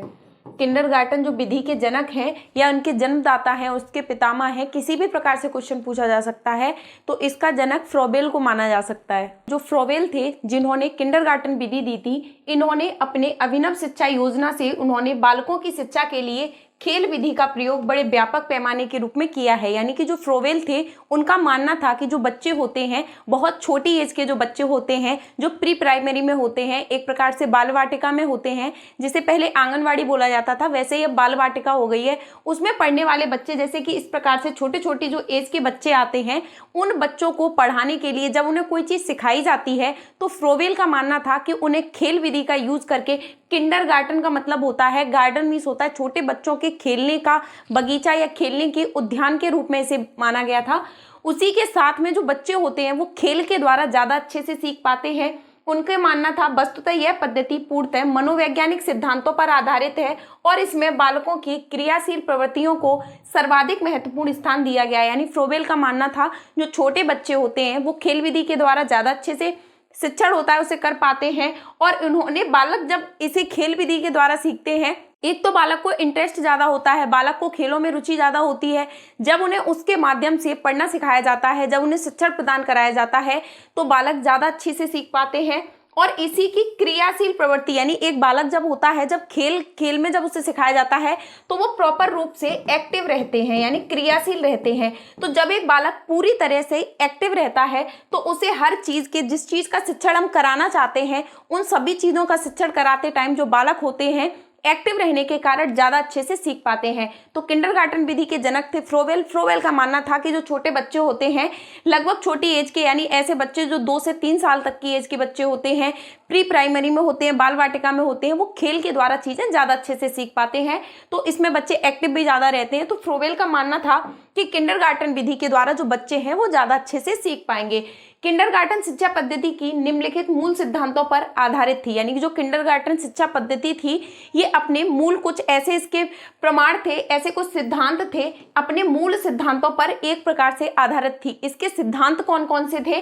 तो खेल विधि के द्वारा शिक्षा प्रदान करना, यानी कि जो बच्चे होते हैं वो बहुत छोटी एज के होते हैं। तो किंडरगार्टन विधि का मानना था किंडरगार्टन विधि के जरिए उन्होंने खेल द्वारा बच्चों को शिक्षा प्रदान कराया जाना बहुत ज्यादा इंपॉर्टेंट माना था। उसके बाद है आत्मा व्यक्ति का सिद्धांत, यानी कि जो बालक होते हैं पूरे प्रकार से यानी रुचि लेकर, इंटरेस्ट लेकर चीजें पढ़ते हैं तो उन्हें जो चीजें होती हैं वो ज्यादा अच्छे से समझ में आ जाती हैं। स्वक्रियाओं का सिद्धांत, यानी जो बालक होते हैं पूरी तरह से एक्टिव रहते हैं। स्वक्रियाओं का सिद्धांत माना जाता है, यानी कि बालक जो भी चीज करते हैं, जो भी कार्य को करते हैं, उसे खुद खेल खेल में करते करते पूरी तरह से एक्टिव रहते हुए सीखते हैं। उसके बाद है अनेकता में एकता का सिद्धांत। जो किंडरगार्टन विधि है इसमें जो बालक हैं वो अनेकता में एकता के सिद्धांत पर आधारित होते हुए जो अपनी शिक्षा है उसे ग्रहण करते हैं। समाज और व्यक्ति की एकता का सिद्धांत, यानी इसमें छोटे बच्चों में समाज का, व्यक्तियों का, सभी का पूरी तरह से सहयोग होता है। और प्राकृतिक विकास का सिद्धांत, जो बालक होते हैं खेल के द्वारा जब उन्हें कोई चीज सिखाई जाती है तो जो उनका वातावरण होता है उस पर डिपेंड होकर जो बालक हैं वो अपनी शिक्षण को, यानी अपनी जिस चीज को वो सीखना चाहते हैं खेल के द्वारा प्राकृतिक वातावरण पर डिपेंड होकर चीजों को सीखते हैं। उसके बाद नेक्स्ट बात करते हैं मॉन्टेसरी पद्धति, यानी कि जो मॉन्टेसरी पद्धति है इसके द्वारा जो बालक है वो किस प्रकार से चीजें सीखते हैं। तो मॉन्टेसरी पद्धति की जो जनक हैं वो कौन मानी जाती हैं? मैडम मारिया मॉन्टेसरी, यानी इनका पूरा नाम है madam Maria Montessori. Madam Maria Montessori जिन्होंने मॉन्टेसरी पद्धति दी थी, ये पद्धति भी एक प्रकार से खेल के द्वारा, यानी जो बालक होते हैं खेल के द्वारा, जब बच्चे बहुत छोटी एज के होते हैं तो खेल खेल में जब बालक सीखते हैं तो उसे बहुत अच्छे से सीख पाते हैं। वे अनुभव और निरीक्षण पर बल देती हैं, यानी मैडम मारिया मॉन्टेसरी का मानना था कि वो अनुभव और निरीक्षण, यानी जो बच्चे होते हैं जिन चीज़ों को सीखते हैं उनको एक प्रकार से हम लोग उनका निरीक्षण कर सकते हैं, यानी जो टीचर्स होते हैं वो उनको अपनी निगरानी में रखते हुए खेल के द्वारा जो बालक हैं उन्हें सिखाया जाता है। उपकरणों के द्वारा शिक्षा देना उनका विचार सराहनीय था, यानी उन्होंने छोटे छोटे काठ के जो बने हुए, जैसे ए है, बी है, काठ के बने हुए जो खिलौने हैं, काठ के बने हुए जो वर्ड्स हैं, इन सभी के द्वारा शिक्षा देना। यानी अगर ये चीज क्वेश्चन एग्जाम में पूछा जाता है कि कास्ट की बनी आकृतियों को या फिर खेल के लिए बने हुए टॉयज के द्वारा शिक्षण पद्धति का विकास किसने किया था? तो मैडम मारिया मॉन्टेसरी ने किया था। छोटी उम्र के बच्चों के लिए यह विधि बहुत ही ज़्यादा उपयोगी है, यानी कि जो छोटी उम्र के बच्चे होते हैं, जो प्री प्राइमरी में होते हैं, बाल वाटिका में होते हैं, बालवाड़ी में होते हैं या आंगनवाड़ी में होते हैं, ये तीनों एक ही में नाम होते हैं, इन सभी में जो बच्चे होते हैं वो ज़्यादा अच्छे से सीख पाते हैं। तो यानी छोटे बच्चों के लिए जो मॉन्टेसरी पद्धति है बहुत ज़्यादा उपयोगी मानी जाती है, क्योंकि बच्चों को वस्तुओं का प्रयोग से आनंद मिलता है, यानी जो बच्चे होते हैं जब उन्हें खेलने के लिए खिलौनों के माध्यम से सिखाया जाता है तो वो उन्हें आनंद की अनुभूति होती है और उसी प्रकार से उनका जब इंटरेस्ट उस चीज में बढ़ता है तो वो बहुत अच्छे से सीख पाते हैं। मैडम मारिया मॉन्टेसरी व्यक्ति की महानताओं और विश्वास करती थी और उनकी पद्धति में व्यक्तित्व का पूर्ण विकास पर ध्यान दिया जाता था। वे ज्ञानेंद्रियों की शिक्षा पर अधिक बल देती थी। जो इसमें ज्ञानेंद्रीय वर्ड है ये मैडम मारिया मॉन्टेसरी के लिए मोस्ट इंपॉर्टेंट वर्ड है। ज्ञानेंद्रियों के माध्यम से या अपनी इंद्रियों के माध्यम से किसने शिक्षण पद्धति का विकास किया था? तो जो बालक हैं वो अपनी ज्ञानेंद्रियों के माध्यम से सीखते हैं। तो ज्ञानेंद्रियों के माध्यम से जो सीखने का श्रेय जाता है वो मॉन्टेसरी पद्धति में जाता है और मॉन्टेसरी पद्धति की जनक कौन मानी जाती है? Madam Maria Montessori. अगर पूछा जाता है ज्ञानेंद्रियों के माध्यम से जब बच्चा एक शिक्षण को प्राप्त करता है, जब बच्चा किसी चीज को सीखता है, ऐसा सिद्धांत किसके द्वारा दिया गया? तो मैडम मारिया मॉन्टेसरी के द्वारा दिया गया। सिद्धांत का नाम क्या था? मॉन्टेसरी पद्धति नाम था।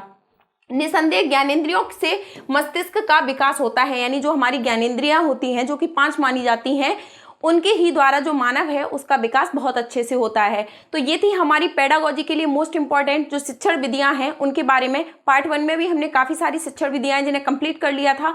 जो आपके पेपर फर्स्ट और पेपर सेकंड जिसमें भी टीचिंग मेथड पूछे जाएंगे उन सभी के लिए मोस्ट इंपॉर्टेंट रहने वाली है। ये जितनी भी क्लासेस चल रही हैं सीटेट के पेपर फर्स्ट और पेपर सेकंड दोनों के लिए मोस्ट इंपॉर्टेंट है। एक लोगों का कमेंट आया हुआ था कि जो सीटेट का पेपर सेकंड है उसमें ईवीएस आएगी या नहीं आएगी। तो सबसे पहली बात होती है जो सीटेट का जो पेपर फर्स्ट है, यानी कि सीटेट का जो पेपर फर्स्ट है उसमें ईवीएस पूछी जाएगी, प्लस आपकी दोनों लैंग्वेज पूछी जाएंगी, और उसके बाद आपकी सीडीपी पूछी जाएगी एंड पेडागोजी पूछी जाएगी। और जो आपका पेपर सेकंड है, यानी कि सीटेट का जो पेपर सेकंड है, तो पेपर सेकंड जिन्होंने 6 to 8 के लिए भरा है उसमें आपकी सीडीपी, पेडागोजी और आपकी दोनों लैंग्वेज, और उसके बाद आपकी एसएसटी पूछी जाएगी। जिनके पास में एसएसटी सब्जेक्ट है उनके लिए एसएसटी पूछी जाएगी, और जिनके पास साइंस और मैथ है उनसे आपका साइंस और मैथ पूछा जाएगा। तो 6 to 8 में जो ईवीएस है, यानी कि दोनों लैंग्वेज पूछी जाएंगी, सीडीपी और पेडागोजी पूछी जाएगी। इसमें सीडीपी, पेडागोजी दोनों लैंग्वेज, जैसे आपने जो भी दोनों लैंग्वेज चूज की है, लैंग्वेज फर्स्ट और लैंग्वेज सेकंड, वो दोनों पूछी जाएंगी, प्लस आपकी एसएसटी या साइंस मैथ में से कुछ पूछा जाएगा। जो एसएसटी या साइंस मैथ आता है वो आपका पूरे 60 मार्क्स का आता है, और इसी के साथ में आपकी 15 से 20 नंबर की पेडागोजी ऐड कर दी जाती है। तो ये आपके 6 to 8 में जो है, जिन्होंने पूछा था कि ईवीएस है, तो 6 to 8 में आपकी ईवीएस नहीं पूछी जाएगी। तो आज की हमारी टीचिंग मेथड वाली क्लास आपको कैसी लगी कमेंट बॉक्स में जरूर बताइएगा। आज के लिए हमारी इस क्लास में फिलहाल इतना ही। Thank you.